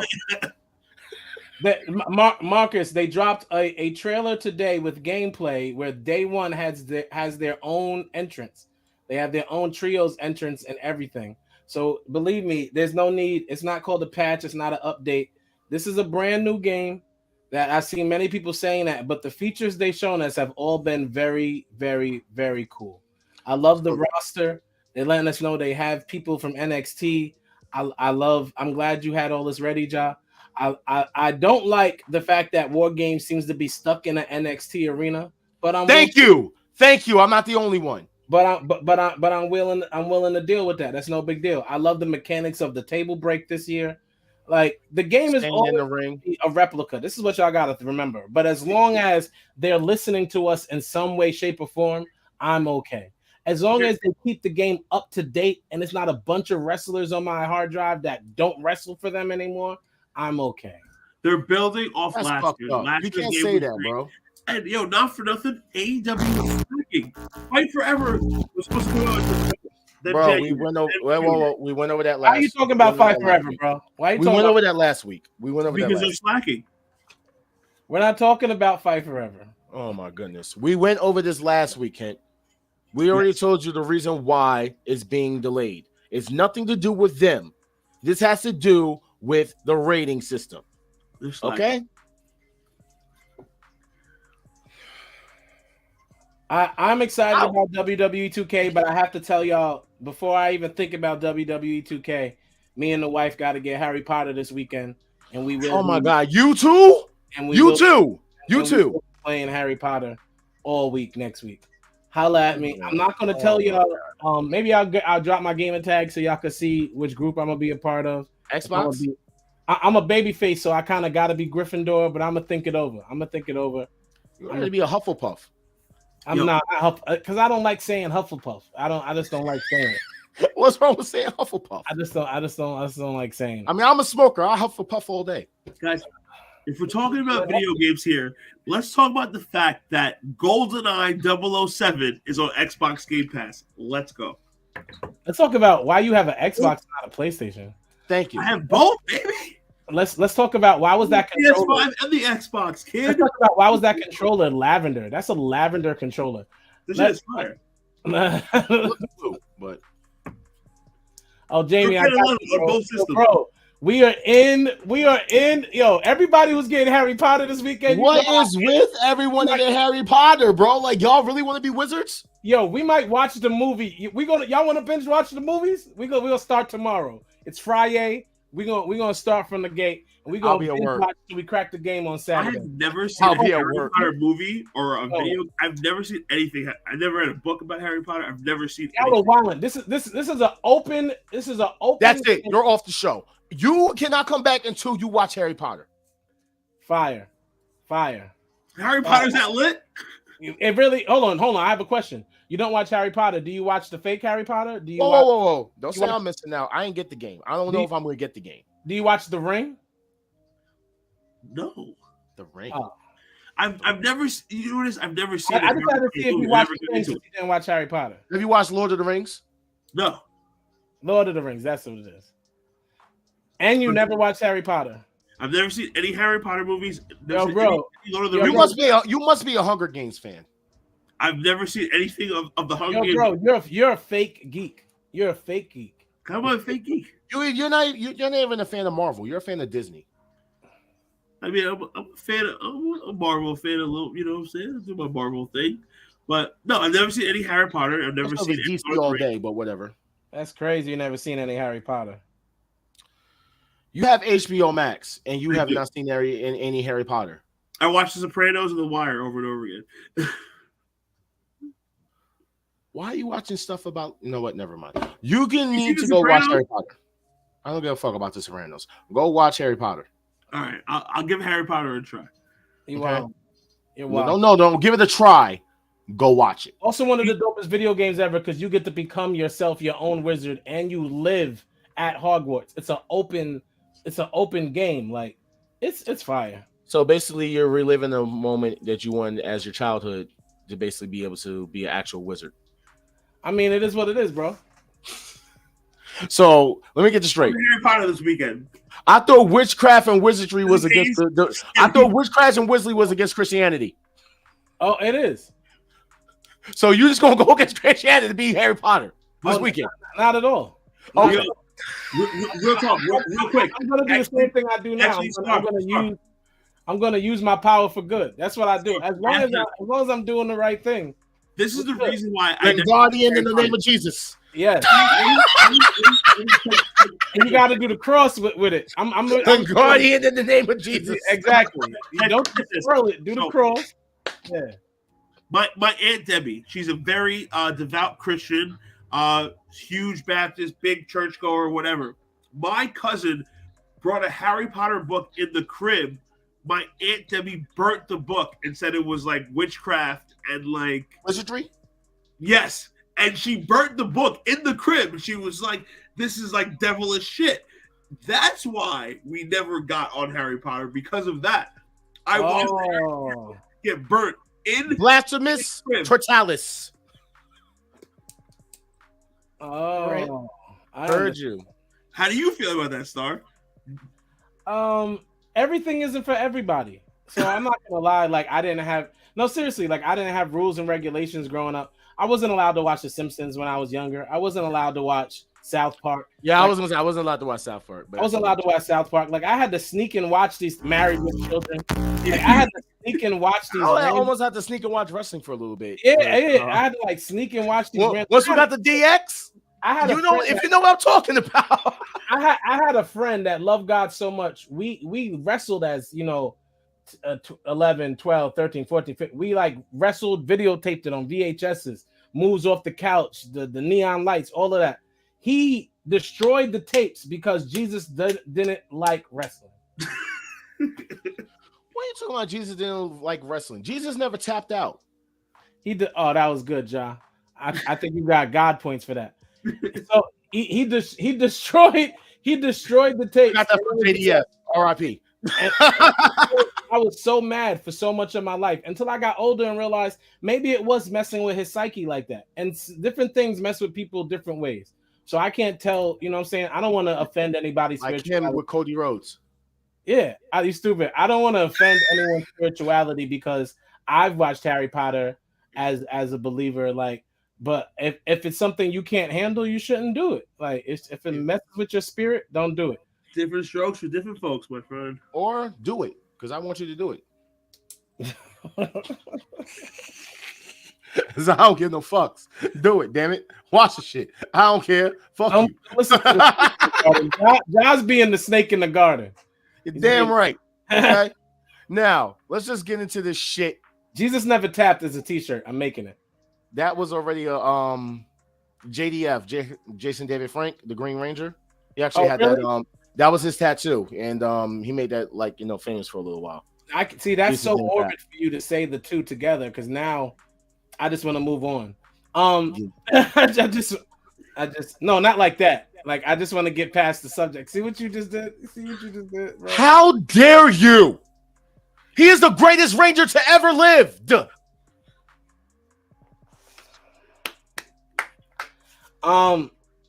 There's not much for us to talk about Royal Rumble wise. We already talked about the Rumbles. Yeah, Rumbles. Not really. The So, pitch black match was fucking awful. it came out that Pat McAfee was actually not supposed to be there at all. It was a surprise. So all that we got to see from Michael Cole and Corey, how their reactions was all real. Let's just basically say that Pat McAfee has no chill factor. I'm sorry. I'm so mad. Rest in peace to Green Ranger, but he made a t-shirt line called Jesus Never Tapped and everything. It's a lot for me right now, and it's taken a lot for me as a orator, as a public speaker to not We gotta get you a shirt. not dive into this whole thing right now. So I'm trying to chill out. And he was a very, avid speaker for mental health. So yeah, I'm making it worse for what were you saying? yes. But yeah, Pat McAfee wasn't supposed to be there, but showed up. The guy was fucking gold. Like, let's just fucking put it out there. Pat McAfee's he's great. His fucking commentary, bro. A1. The Banger Bros. Cole and He McAfee. tried so hard. Cole and McAfee are currently the second best announcer team in wrestling history. Ooh. In history? Yes. So Of course the King and JR are number one. JR are number one. I'm a little biased. I'm gonna go with Don West and oh, they're better. Are you kidding me? Terry. Don West and Terry. McAfee and Cole are better. McAfee and today. Cole. Then today in Don West? Today and Don West was dope. I mean, McAfee because let's just say this. McAfee and the new Michael Cole. Don West. I'm a big Let's just put that McAfee and the new Michael Cole, not the old Michael Cole. It's about who McAfee's able to bring out of Michael Cole, and that's the chemistry of the two. That's why I'm saying it's still Michael Cole. It's just he flows better with Pat McAfee. So because of that, it's the two of them definitely are the second greatest announcer team of all time in wrestling. Like I almost want to give him one if JR and the King weren't so embedded in my skin from as a wrestling fan in the 90s. Like I can also say JR and Paul Heyman. Yeah, they were good. Taz and Joey Styles. Taz and Joey Styles definitely up there. And currently right now for AEW, definitely Excalibur and Taz. Definitely Excalibur and Taz. I'm sorry, for AEW, that hands down. The fucking commentary between those two is fucking hilarious. They bro, because Not on the level of Pat McAfee and the new Michael Cole. Thank you. Just as long as we're clear that Pat and Cole are above them. Well, wait. So you have to say new Michael Cole. No, he's not new. Because the new Michael Cole literally had even made jokes about the Jets. Sorry, Jets fans. He's not new. It's just he's able to say things he wasn't able to say when Vince was screaming in his ear. Said double bang bus. And then Cole responds by saying, you might have to get a subscription for that one. First of all, the writers of WWE, like, how do you not know? Like, they knew. The Bang Bros. The Banger Bros, like, bro. The Bang Bros. Bang Bros.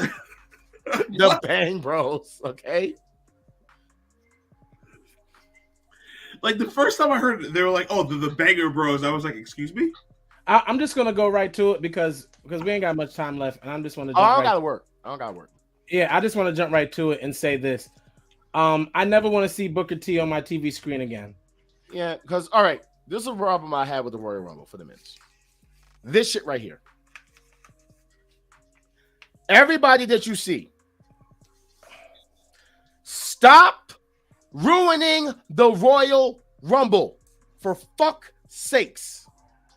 What's that? You guys released this the day of. Stop it, Dark. One of the best parts of the Royal Rumble is being surprised. It's not knowing. And I want to go back to the day where we knew we felt like it was a lottery system and we didn't know who was coming out at 1, 2, 3. Give me back the rolling balls. It's much better when it feels that way than anything else.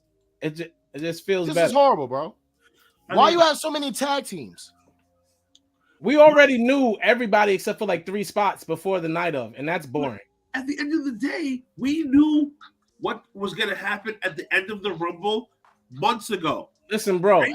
as much as you can like the conclusion, which is fine. We're not gonna go over it again. The whole point is the Royal Rumble in its entirety.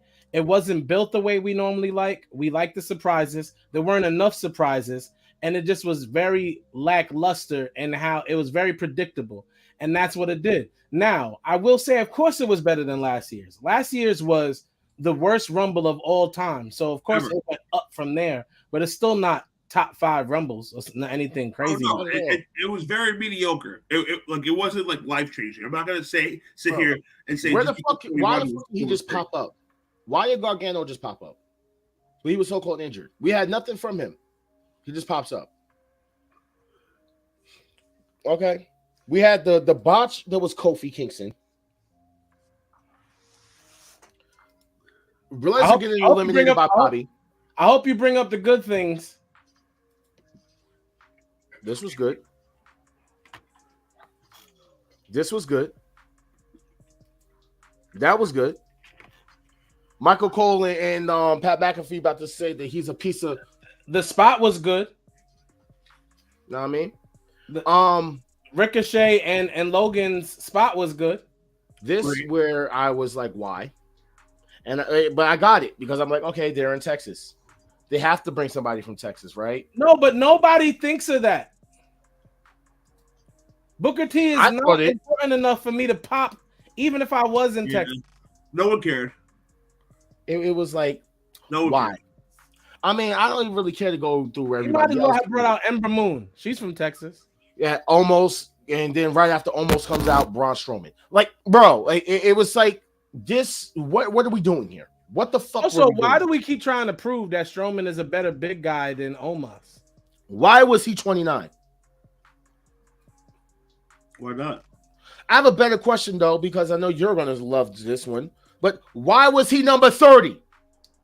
I agree with you. I think Cody should have came out at like 13 or like. I agree. He should have came out at a weird number. This is my problem with this whole thing, and this is why I'm upset about this shit. Because you made it so okay. We all knew. We're not gonna pretend to act dumb. We all knew Cody was gonna be the one to win the Royal Rumble. Yes. Okay. We was hoping for The Rock. We found out The Rock wasn't gonna be there, so we knew it was gonna be Cody. Right? We all agreed to that. Here's the thing, though.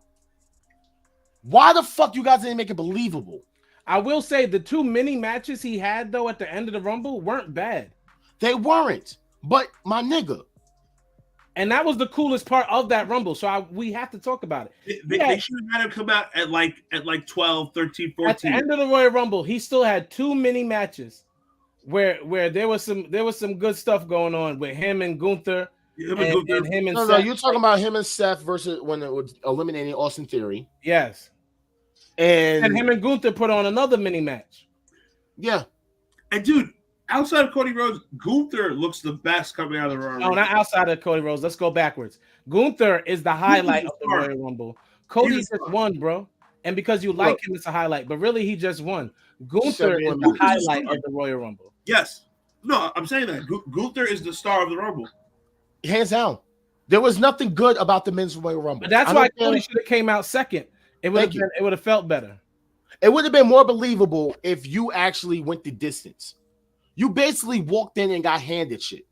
I don't care which way anybody wants to put it, and I know you're going to sit there and say that it's scripted or whatever. Literally, it's like watching the Roman. It's taking me back to when Roman Reigns was basically shoved in our faces. Like, you have to like him. I would never say scripted. I said it's predetermined. Well, you're right. And with that said, they could have handed it to him if he came in at 1. Either way, it's being handed to him.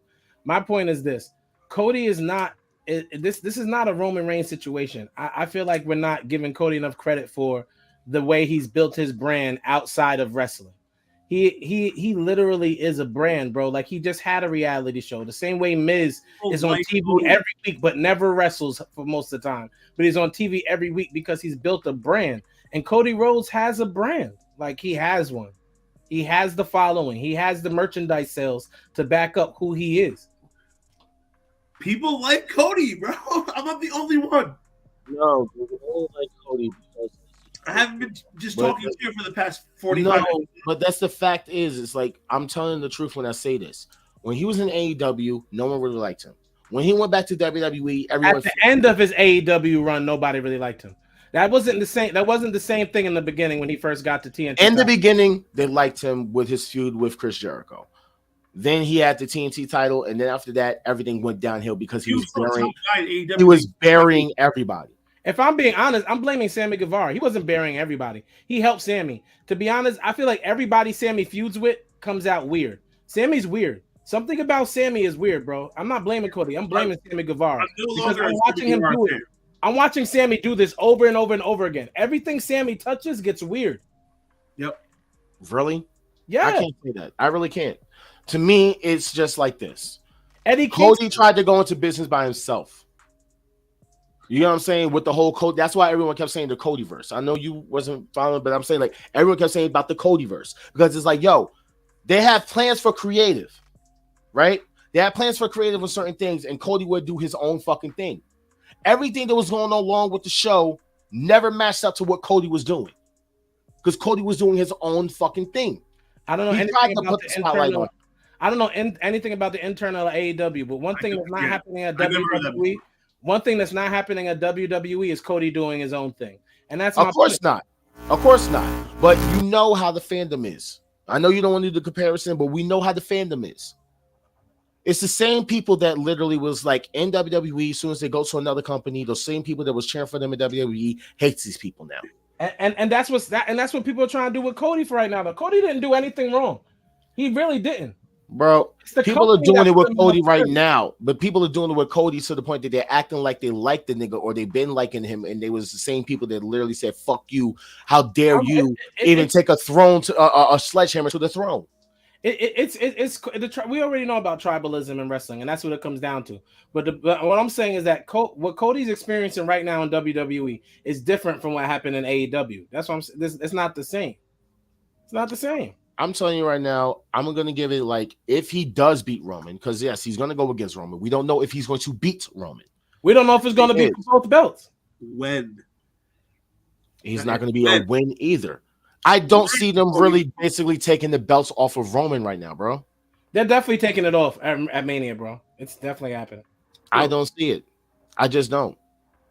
At the end of the day, after Mania, Roman's going to take like a 5-6 month hiatus. Roman doesn't need to take a hiatus because he doesn't wrestle as much. He doesn't. He doesn't wrestle as much. He doesn't need a hiatus. Just so we're clear about where I stand, I think Jey Uso should come out of this as a champion. Just so we're clear, I believe that too. As to where I stand, I don't want it to be Sammy. We already know that. And if it's Cody, that's just business. But from my standpoint, it makes most sense for it to be Jey. I feel like it should have been Sammy, or at least something involving with the bloodline. You've been involved with the bloodline for the past 2 years? If I'm saying it correctly, the last 2 years or so. It's about after. It's about the then what, and when it comes to the then what, it still lays in Cody's favor. Absolutely, and you guys, you feel like it should be Sammy, you feel like it should be Jey, but what's actually going to happen is that Cody Rhodes is leaving WrestleMania with both titles. Period. Okay. And when he doesn't, you're trolling, bro, because he's not going to end up leaving with both titles. You got to stop with this shit. Now you're trolling. All right. When your mans don't win the title, I want to watch a video of you crying in the corner. Kind of like when you cried in the corner when Kofi lost his title in less than 5 fucking seconds. We all were mad about that. We were all. I was mad at it as a black man. He was mad about it as a Kofi fan. But Did we have the same You give it conversation him something. a month ago when you were like, when Cody doesn't win the Royal Rumble, you're going to be really upset. Blah, blah, blah, blah. What happened then? Let's see what happened What then. happened in WrestleMania? AJ Styles got injured. The I'm Rock gonna be right actually again. wasn't actually able to wrestle. Things changed. A lot of That's people another got match everybody wants to see. AJ Styles versus Cody Rhodes. Who the fuck wants to see that? Everybody, bro. Who? I don't know. I understand you don't like Cody, so that plays a big factor. But Cody, No. Who? Cody, Bullet Club fans, any international wrestling fan, any Bullet Club fans don't want to see. Bullet Club fans want to see Finn versus Jay White. Finn versus Cody would be an awesome feud as well. That match already got over on Monday. It got over though. People liked the match. It went over. Yeah, but yeah, this man lasted 71 minutes. We had this fucking shit right here that fire. I feel like to me fucking saved the fucking Rumble. Outside of what was going on with Gunther, this basically saved the men's Royal Rumble. That shit was completely it gave it a spot it needed for sure. It was definitely the highlight of the Rumble, other than like the winner. But yeah, it was super cool. You know what I mean? But unfortunately, I'm gonna say unfortunately, Cody Rhodes won. No Rock. No 31st entry. Even though technically, Rey Mysterio never entered into the Royal Rumble, so technically, he's still, and Cody did go over the top rope, so technically, Rey Mysterio should be going against Roman Reigns. Question though. Also, I need your help. What in the Kingdom Hearts was this? No idea. I just want to know what in the Kingdom Hearts was this shit.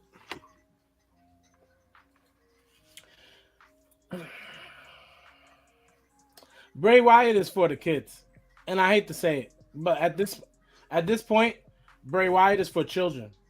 I'm done with Bray Wyatt. Bray Wyatt is trash now. No, he's for the children, bro. He's still a number one merchandise seller. The number one. I get it. But that never mattered. That never really mattered. It does to business. He's going to be on our TV every week because he's number one. He was number one before and got fired. Nobody's talking about the Vince McMahon stuff. We're talking about right now. He brings in the most money for the company because Bray Wyatt ain't doing nothing though. Because children love Bray Wyatt, and since kids love the Fiend, the Fiend's gonna be on our TV every week. I'm completely over the fucking Bray Wyatt stuff. I am over Bray Wyatt. His promos suck. His matches are terrible. Like, the fuck is this, man? Bray Wyatt was really cool. 2023 Bray Wyatt is fucking awful. Like, just go back to the old Wyatt family thing. Oh, that's never happening, bro. Rest in peace, Luke Harper. What the dumb thing that he's doing is not bringing back the Fiend. That is the dumbest thing I've ever heard in business wrestling. Oh, the Fiend was killed in Florida. That is so stupid. The Fiend is the exact thing that got him over in the first place. No. What do you mean you're not bringing it back? The original Bray Wyatt got him over with the Bayou character, where he was like a weird Southern guy with the shirts. And this Bray Wyatt could do too, because the Fiend is still the Fiend. Him trying to find alternatives to the Fiend has ruined everything. Bray Wyatt's done, man. He's not done. He's done to us. To us, he's done. Bray Wyatt is the number one merchandise seller, and children love him. This is what happens when you have, we want to get Naomi, and your mom says we have Naomi at home. You stupid. That's literally what it is. And I mean, John Silver even posted I can't wait to AEW do a Baja Blast match. Because what the fuck? And then what even made it worse? Botchamania had to probably have so much fun with this. Because we get to the end, Bray's beating his ass. We get to this little ladder thing, and we see Uncle Howdy's on top. Uncle Howdy on top of the shit. He jumps off. Ellen Knight staring at Uncle Howdy as he misses the elbow drop. I mean, I'm sure the WWE got paid a ton of money for Mountain Dew, but that shit was a fucking atrocity. It was so I bad. don't give a look. I'm not pocket watching. That I shit don't was give a terrible. fuck. That shit was terrible. Listen, if we're gonna talk about how bad this was, we definitely got to talk about how bad the Bianca match was, which means that's a Fiend issue too, because we're supposed to care about Alexa Bliss being the female Fiend. I have to think for fucking Bianca. That's how mad I was. That match was trash. It was horrible. That match shouldn't have even been on the card, bro. No one cared about it. Like, That match was bad. and like, what's Alexa Bliss's character? Like, what is Nigga, she don't know what her character is. what are we watching? Okay, Terrible. she don't even know what it was. She lost. She got her ass kicked. Then all of a sudden, Bianca leaves, and we get a fucking promo of Alexa being how she used to be, and then her just standing in the ring. The right hand doesn't know. And then we go to black. I just want to announce that WWE 2K23 also has double title entrances. Nice. Oh, I mean, they did have the new advanced entrances again, so I actually like that. Let's get into the Women's Royal Rumble, which was a lot fucking better than the Men's Royal Rumble. No. They did an interview with Rhea Ripley, and the interviewer even said that the Women's Royal Rumble was better than the men's. Stop. I feel like while it was better, it wasn't great either. I wasn't blown away by neither Royal Rumble. Really? Liv coming out too. Rhea being number one and actually winning it. We got Dark Asuka. That was the best part of the whole Rumble. Asuka's entrance and her. I agree. This chick got fucking eliminated as soon as she got in there. And then she actually, well, no, sorry, it was Chelsea Green. It was definitely Chelsea Green. Natalya made her fucking return, and yeah, she looks like an Olsen twin right now. She has on her dad's gear. Leave her alone. She looks like an Olsen twin. Rest in peace. Michelle McCool. Terrible. No one cares. What? Michelle McCool was one of the best parts. Thank you. Zoe Stark.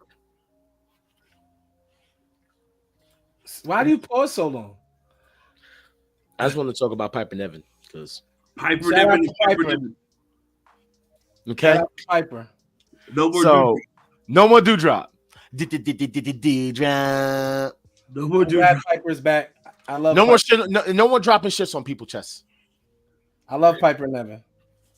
I love Piper too. That was huge. That was awesome. It's about as huge as her. You know, coming back and being the person that she should have been when she debuted. Okay, that's all I'm saying. What else happened? Oh yeah, Tamina came back and she wasn't Mina. Chelsea Green came back and became the quickest elimination in Royal Rumble history.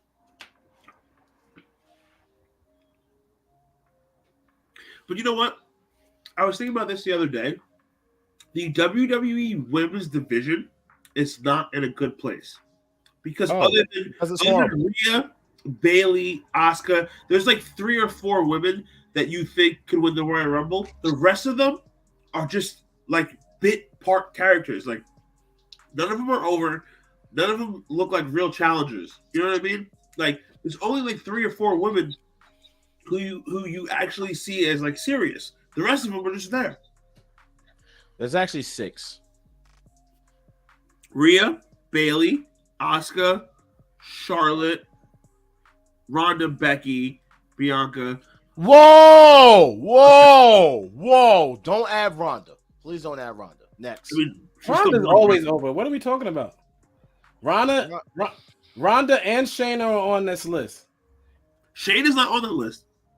Hey, Carmella's super popular too. Carmella's over too. You don't see Carmella as an actual threat. Like if Carmella walked into the Rumble, you wouldn't think she's gonna win. Neither Shayna, not even Liv Morgan anymore.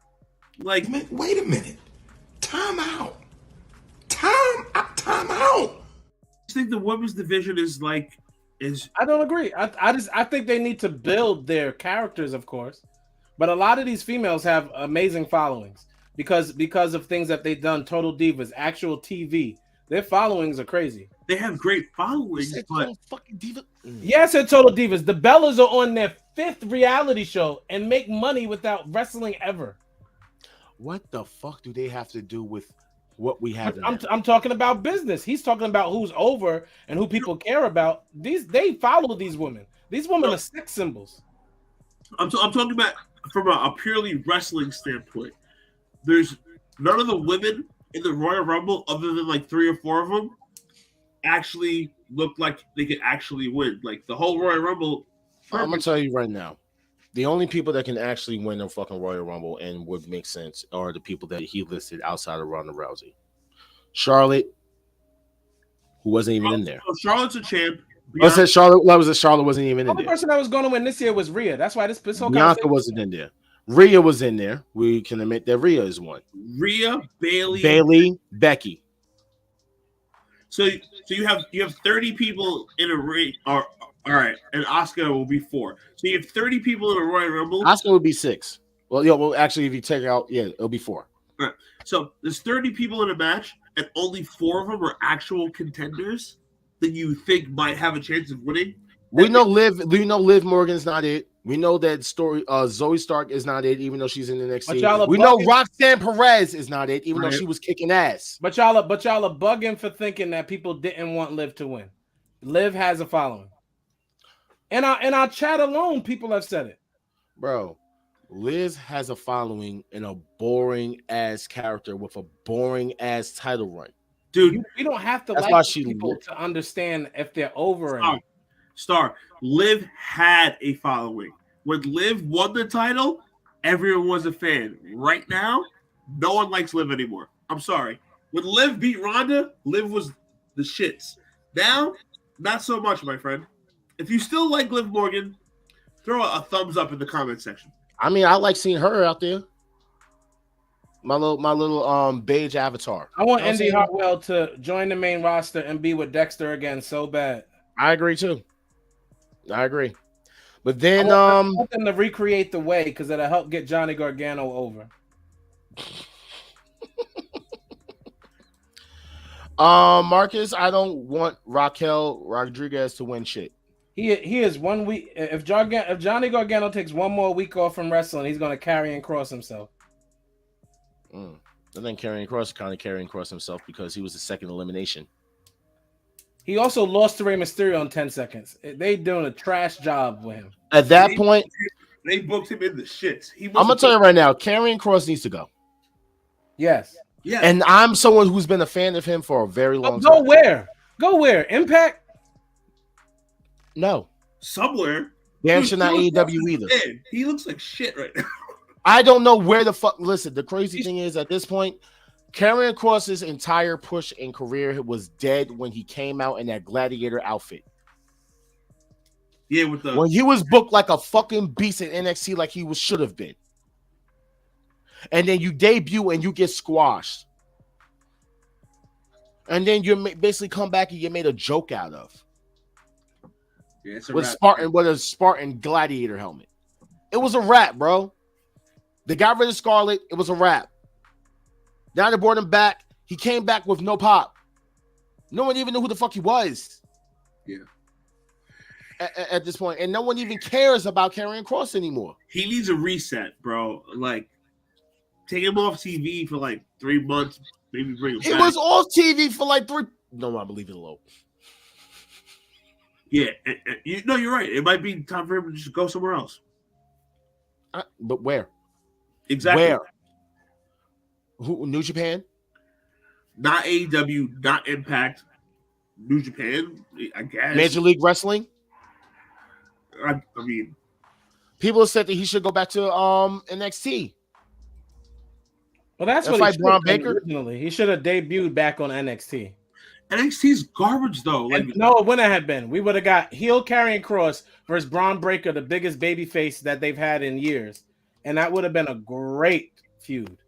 Their rookie version of Roman Reigns, yes. They should have did it.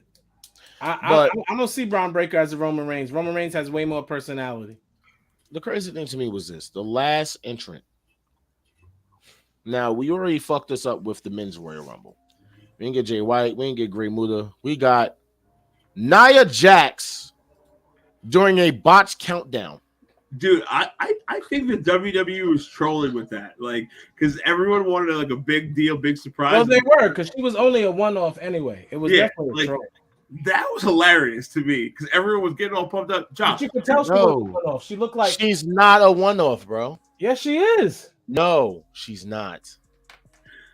Josh, they officially signed her back, and now she has merch on. As of when? Who reported it? As of when? Who reported it? She already has merch back onto in WWE.com. Yo, but Josh, that doesn't mean she signed. She signed. We were watching. That doesn't mean they own that. They something that wasn't hilarious. When she pops up tomorrow on SmackDown, don't say nothing. I'm going to say a lot because she's not. She looked nowhere near ring shape. That's how you know she's not re-signed. She looked because she is a shape. She looked nowhere near in shape. No, she is a shape. Close. She is a shape. I think Quest is right. I think Nia Jax is shape. We're good. I love Nia Jax. Nia Jax is not back. I love you know you do, bro, because you loved her twin this entire time too. Like, fight me, my nigga. Fight me. Fight me. I don't know. Ja is a fan of Nyla Rose, so it's no big deal for him to be a fan of I'm a fan of Nyla Rose because the motherfucker is good at trolling. Yeah, it's like his twin. That's what he said before. But like, here's the thing. Here's the thing. My twin. I wish I could be with her. With Nia Jax now back, this is a list of everybody that Triple H has brought back, and Nia Jax is not back. I'm gonna say this. I'm looking at 5 people that needs to be removed already. The whole thing's a fail. No, it's not. Everyone he's brought back outside of what Bray Wyatt is doing, it's been so bullshit, bro. All right, so let me do this. Damage Control has done very well. Shout out to Dakota Kai for coming back. Okay. Bray Wyatt is still the #1 merchandise seller in the company. Bray Wyatt is garbage. He's still the #1 merchandise seller in the company. Bray Wyatt is garbage. We're going to leave that alone. I love Jonah coming back. I want to see what Bronson Reed does. He's been popping lately. He looks good. He's going to be an elimination. New Japan. Garbage. He's going to that's disrespectful. He's going to be an elimination chamber match. I cannot speak on Emma nor Chelsea Green yet. Everyone else I would get rid of. You won't speak on Emma? Emmalina? They haven't given her a chance. She's had like 1 match. I don't give a fuck. There's a reason why. That's a reason why. It's because Madcap Moss got hurt because they were going to do Madcap and her versus Scarlett and Carrion. Madcap got hurt. I feel like Madcap and Emma versus Scarlett and Carrion Cross would have been a cool little feud, and that's how I feel. They got hit the Emma like do. Y'all both do that. Y'all pop for Emma. See what I'm saying? I didn't pop for Emma. I don't care for Emma. Though. Well, that's how you actually dance in real life. But all I know is let's talk about the fails. What the fuck are they doing with the Good Brothers? Fail. Meechin, fail. Nia Jax. First off, her name is me again. Their name is me again. I'm not calling her Meechin. Braun Strowman. Fail. Sarah Logan. Fail. Top Dollar. Fail. B-Fab. Oh, the whole shit row gotta go. I already told y'all who didn't fail. Bray, Dakota, and Jonah and Bronson Reed. Hey, you can't say Jonah. He just came back. That's why I'm saying his name. I can't judge it yet. Yo, as much as I hate to say this, Johnny Gargano has been a fucking fail since he's been back. Terrible. Horrible. I love Johnny Gargano. Dexter Lumis is but let's be honest about that. Johnny Gargano was only a fail because Tommaso got hurt. They were obviously going to do the him coming and messing with the Miz and Tommaso Ciampa thing. Tommaso Ciampa got hurt. That's what happened. If Ciampa doesn't come back soon, Gargano. Johnny and Tommaso being a champion. Johnny and Tommaso, if they are a tag team on the main roster, everybody's going to love it. Everybody's going to pop. for Johnny and Tommaso Ciampa being a tag team on the main roster. Bring And back that's what we were DIY. gonna I get. love it.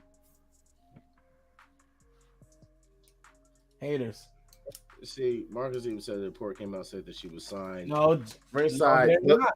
Jamie, be careful with Ringside because Ringside is some false reporting assholes. I'm gonna tell you that right now. It's a one-off, bro. We'll see because, like I said, she has merch now on the www.shop.com for the first time. She hasn't had it for a while. Now, so she has merch. Why would they sell merch? Nia Jax looks like she has to literally train for at least half a year to get her body in the right shape to wrestle. Not really, because she got jumped by 10 of them bitches, as she likes to say. Dude, she looked horrible. She was gassing. She was gassing from a rumble she was in for 6 minutes. That's hard. She's in horrible shape. You want to know what was horrible shape? Seeing what happened with the Bloodline. Yeah, it's almost 10 o'clock. It is. The Bloodline. The Bloodline. The implosion. The PTSD that's on Roman's face. The most viewed video in WWE history. Dude. Okay. The fact that people were literally literally reaching and trying to jump through the screen to save him. One of the best storylines in wrestling history, by far. People top literally storyline in history of wrestling. Oh yeah. Amazing. Yes. People were literally turning on Roman and started chanting, "Fuck you, Roman." John, we were watching it at the same time together. I was like, we was watching it at our party. Like we didn't get to hear the audio. Has watched this video a million times. Yeah, we didn't get to hear the audio. We just watched what was going on. But and then, once we all got home and we got to hear the audio, and it was like, "Fuck you, Roman." I'm like, heartstrings the entire time. Amazing. The whole time, bro. It was hard. It was heart-wrenching. Like they even said it, like the ending to this year's Royal Rumble, which saw Sami turn on Roman Reigns, has now been viewed over 20 million times and counting across all WWE socials in under 24 hours. Literally, the scene, man. But then the crazy thing was Jay left. Now that's what I want to see what they do. That's my favorite part. If we're going to get to the most non-predictable part of the thing, it was Jay walking out of the ring and leaving the Bloodline. He went too far. Roman wanted to be over like Hogan, but I ain't down with jacking off on the bus. I don't know what that means, but I don't know what it means either. But I do know that he did end up putting out a tweet, post on IG, and he says that he's out. And of course, IG went crazy and said that you're turning on your blood for the white man. For the white man, Jay, the white man, you're gonna lead the bloodline for the white man, Jay. This storyline is so intricate and has so many different layers to it. I really like. It's masterful storytelling. It really is a great job by WWE. I'll give him that. I've loved this whole entire storyline, which is why I really feel it didn't make fucking sense to add Cody into this.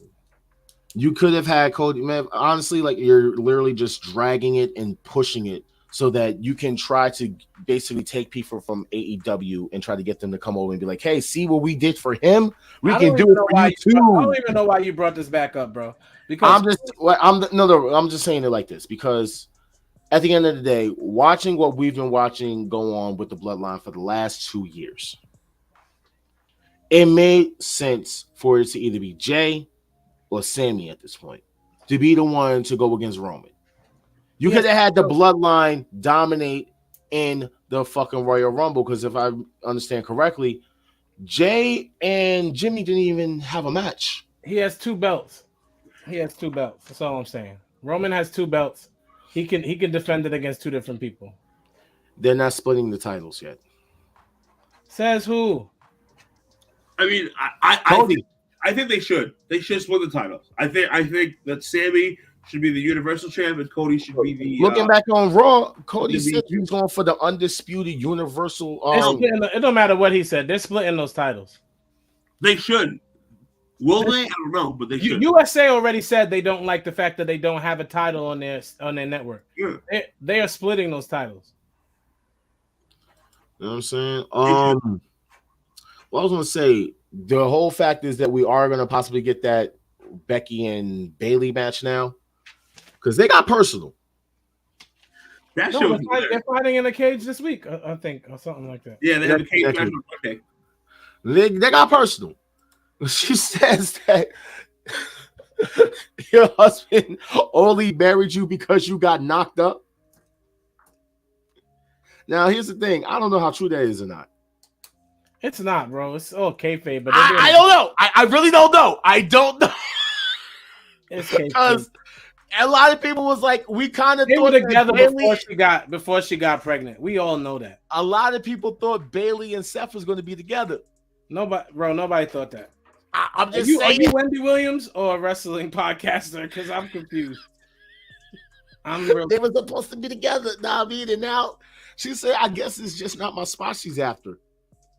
You know what I mean? So, you think Bailey may want Seth? Bailey single.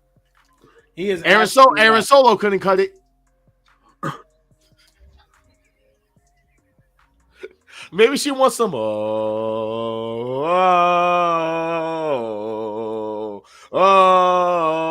Burn it down.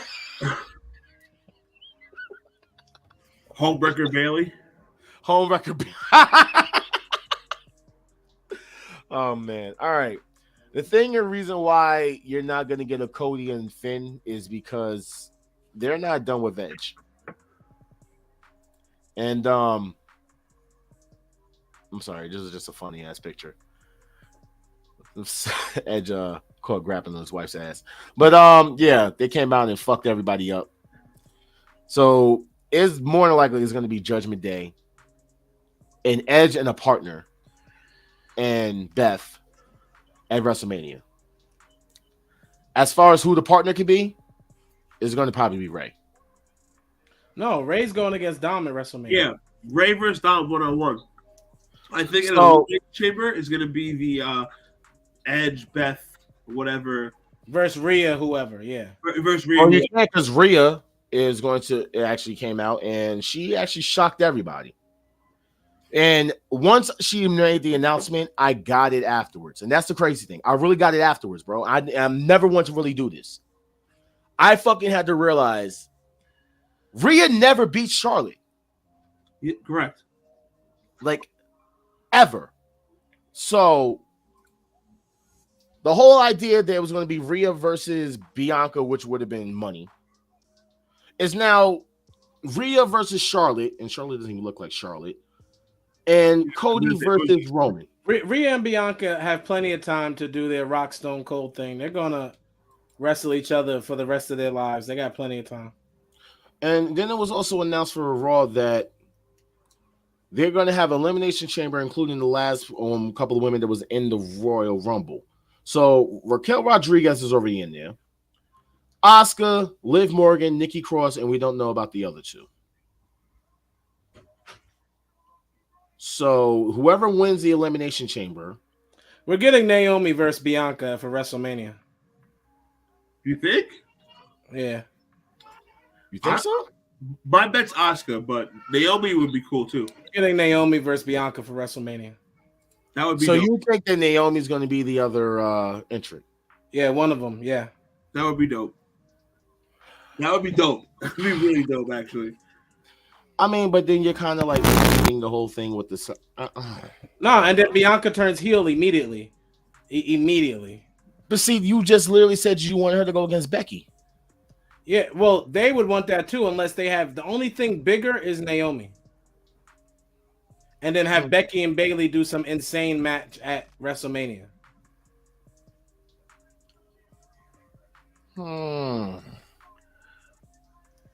Becky versus Bailey for Seth Rollins is like first. I'm pretty sure they still have a few first time ever matches they could do for women. Definitely. But I don't know. I'm just so tired of this because I know that they're doing the same thing with the the United States title as well.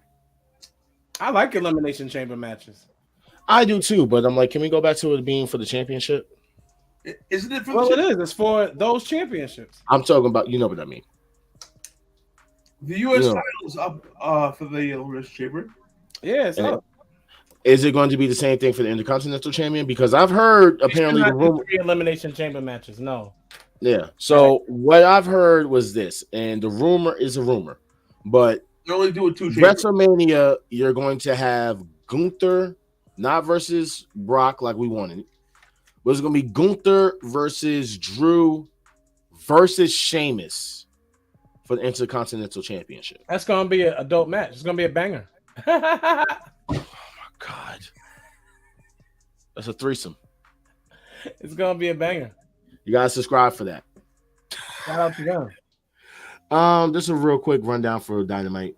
What you guys think? Banger after banger. Dynamite was It was Dynamite. It was not. Yeah, so we gotta stop saying how was it. Like at the end of the day, Dynamite. No, for real. Like Dynamite is Dynamite, and the most thing to really talk about out of most of these nights is the main event. And like that's how I feel. That's how I feel tonight. Bryan versus Timothy was everything you thought it would be. Bryan Danielson. I loved it. I fucking loved it. Give me more. Having the same match every week, but we ain't got to talk about that. Hangman versus Jon Moxley's boring. I don't care what anyone says. Dude, why does Moxley have to bleed 3 minutes into like every match? Like, let's talk about the camera angle cutting onto him. He starts bleeding as soon as the match starts. Hangman is boring. Hangman is boring. Hangman is boring. Hangman is boring. Jade Cargill, of course, was gonna beat Red Velvet. She weighs like 60 pounds, soaking wet. That's stupid. I don't know who. I don't know. 5-0, baby. 5-0. I don't know. Well, just like us in 5 weeks, we're reaching episode 50. Yes. I don't.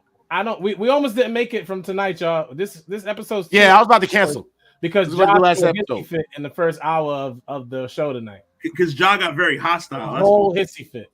And I want him to go back and watch this episode and see the bipolarism of the first hour of the show and then after that. It was a whole hissy fit. You're fired. This guy. Okay, you're fired too. You're right. I'm going to be the Roman Reigns of this, right? And I'm going to replace you Usos with AOP. Okay. Okay. Shout out to AOP. They should be coming back. They are, and I honestly think they're going to be the ones that replace the Usos. I guarantee it, bro. If the Usos lose the titles to Kevin and Sammy, Roman kicking them niggas out. They're definitely losing to Kenny and Sammy. I don't even remember who the Acclaim fought, so it is what it is. Yeah. That whole segment now basically showing that Daddy Ass is definitely going to be turning on the Acclaim next week. But like, how many times is he going to turn? He turned on him, then turned again, then turned back. He's trying to match the Big Show.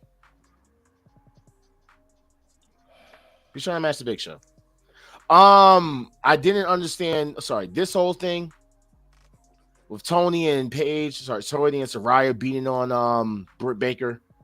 Britt Baker ended up basically costing them the fucking match. I mean, Saraya's return has been a fail so far. No, don't say that because everybody was Saraya trash. Don't say that. It's been a fail. It's not a fail to me just yet. I'm trying to see where they're going with it. I'm giving them time. I'm giving them more time. Saraya, and her first match was trash. She hasn't done anything to impress me. She's been in AEW for 4 months. That's enough time. Bad. Her rating is bad. Her return has been a fail. I'm the biggest Paige fan in the world. I love her, but as MJF likes to say, Konosuke take a shitter versus Brian Cage. That was a good match. Brian Cage has been taking all the L's. He's been laying down for everybody.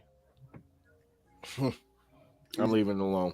Nah, he's a glorified jobber, but next week we're supposed to get Konosuke versus MJF too, and then Brian versus Roos versus Brian Danielson.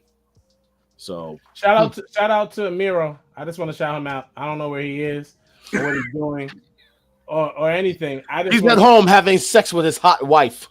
I just want to shout out Miro. Nah, Miro, you haven't heard from Miro. You see Lana, she was at Royal Rumble, hanging out with Damian Priest, doing all that bullshit. Where was Miro during the whole shit? Shout out to Miro. Shout out Miro. Free Dark Kent was a thing tonight too. This has been the longest show we've ever had, and it's definitely John's fault. All right. And Darby and Samoa Joe. That's all right. It's what you expected. Finally, I'm just glad that AEW finally did the smart. And I'm going to say this: Darby Allin is the best TNT champion AEW has ever had. Absolutely. That's my first sentence. My second sentence is most of the people he's beat should have beat him up, just like Samoa Joe did last night. So because of that, I'm not mad. He was going around cutting shit. I'm like, they're gonna have to put this shit back together, bro. Dude, you know what caught me? What I didn't realize. So yesterday I'm watching the match, and they do the announcements, and it's like weighing in at 175 pounds. I was like, this dude's $175. Like what? So okay, that's including the jacket. They can't that. He's 150. He's not 170. That's including the jacket and the skateboard. Yeah, he's 150. Bro, when Justin Roberts said Samoa Joe 2 of him, I was like, yo, you gotta lose now, fam. Samoa Joe is 2 of him. Listen, the crazy thing is, the only because a lot of people was like, well, they should have never took the title off of Joe and all this other stuff, right? Here's the thing. They had to put they needed heel for Wardlow to come chase the heel. Darby plus, not help Wardlow. Exactly. At the same time, Darby had that match for the Great Muta. Of course, they're gonna want their fucking title on Noah. Okay, it's similar to like when WWE basically put the title on Jinder Mahal when they had the whole thing going on with India and shit like that. Yep. They do this. Companies do this all the time. Okay, so the whole back and forth about, oh, well, why did they take the title off and they're forgetting they're going to put it back on? That's why. That's why. Now, personally, I don't think it should have been taken off of Joe. I agree. At all. They at all. Just kept it on Joe for the whole time. But to get Wardlow over, they're going to have Wardlow versus Joe. Should be. And then Wardlow's going to take the championship, and then it's like Joe's going to get Wardlow over though, so that's very good for Wardlow. Because if you did Wardlow versus Darby, the crowd would still be behind Darby, so Wardlow would not get over as a babyface. So they have to have Wardlow versus Joe. All right. I mean, there's nothing else really to talk about from this week. So I guess it's time to go into the final thoughts. Oh my god! All right, guys. I have been saying this. All right, so go on, All-Star. You trying to play me? I said it for months on end, and what I said was 100% true. Cody Rhodes is that. In October, what did I say? Correct. You're chiming him in on the good parts, though. Guarantee. I'm going to make another Dark Cat guarantee that next week our show is going to be awesome. I'm going to make another Dark Cat guarantee that Cody wins the title at WrestleMania. I'm going to make another Dark Cat guarantee that Jared also has the best hip-hop music on iTunes. Another Dark Cat guarantee that the Giants will be good next year. I don't know. But all my other Dark Cat guarantees are 100. The only way that's going to happen is if they get T. Higgins, like apparently they're trying to do. Or Paris Campbell. Shout out to Marcus. I got the CM Punk treatment. Yeah. Shout out to everybody for tuning in every Thursday night at 7:30. I am a pastor, y'all, for those who don't know, because we make little jabs at spirituality things sometimes with me being a pastor. So I will be asking Ja if he wants counseling after tonight's episode.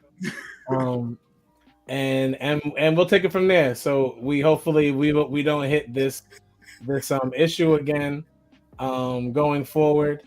It may be the distance thing with him and his girl. Maybe they need to move in. I don't know. We're gonna have a conversation, and we're gonna try to get to the bottom of his frustrations. But thanks everybody for tuning in. As Dark Kent said, check out my music, Jared All Star, on all social media platforms. And yeah, see y'all next week. Love y'all, man. My final thoughts. Fuck Jared All-Star. Fuck Dark Kent. Fuck Cody Rhodes. Fuck Cody Reynolds. Fuck Brandy Rhodes. Cuck Brandy Rhodes. This is the reason why I said cuck Brandy Rhodes. Fuck their daughter. Fuck their dog. Wow. Fuck their brother. Fuck Lana Rhodes. No one got that. No one got the Lana. All right, cool. Fuck Lana Rhodes. Fuck Terry Reynolds. Fuck Vince McMahon for making dumbass fucking promises. Fuck the Men's Royal Rumble. Fuck the Royal Rumble pay-per-view. And yeah. Fuck Dark Kent. Marcus, like I said, bro, I'm gonna try to have the therapy to help the brother. Fuck your therapy. We're gonna work on it. Okay. We know family therapy going on here, okay? You guys are not the Acclaim. We're gonna work on it. All right, y'all don't even scissor me. Oh, now you want to scissor. No, I'm not scissoring with you. I don't know where your fucking hands been. Next week, same time, same channel. Are you cross scissoring? That's how people get venereal diseases. Stop cross scissoring. You should practice safe scissoring. All right. No, sis. No, I will not. Let me chill before like I actually come by and then like sis beats my ass. You crazy. I wasn't gonna say nothing. I was gonna say shit. I just know as soon as I walk in the house, I'm probably gonna get a flying fucking clothesline. I was like, okay. But it's your hands, bro. Like, what you say about my husband? I was like, okay. All right, y'all. We'll be back next week. Same place, same channel. Here live on the Wolfpack Wrestling Podcast. We out here. I just will not be doing it with this guy anymore. He's fired. He has to take a break. I'll be here. Peace. No, you won't. Fuck you. Away from 50. Away. $5. $5. 5-time WCW champion. Later, y'all.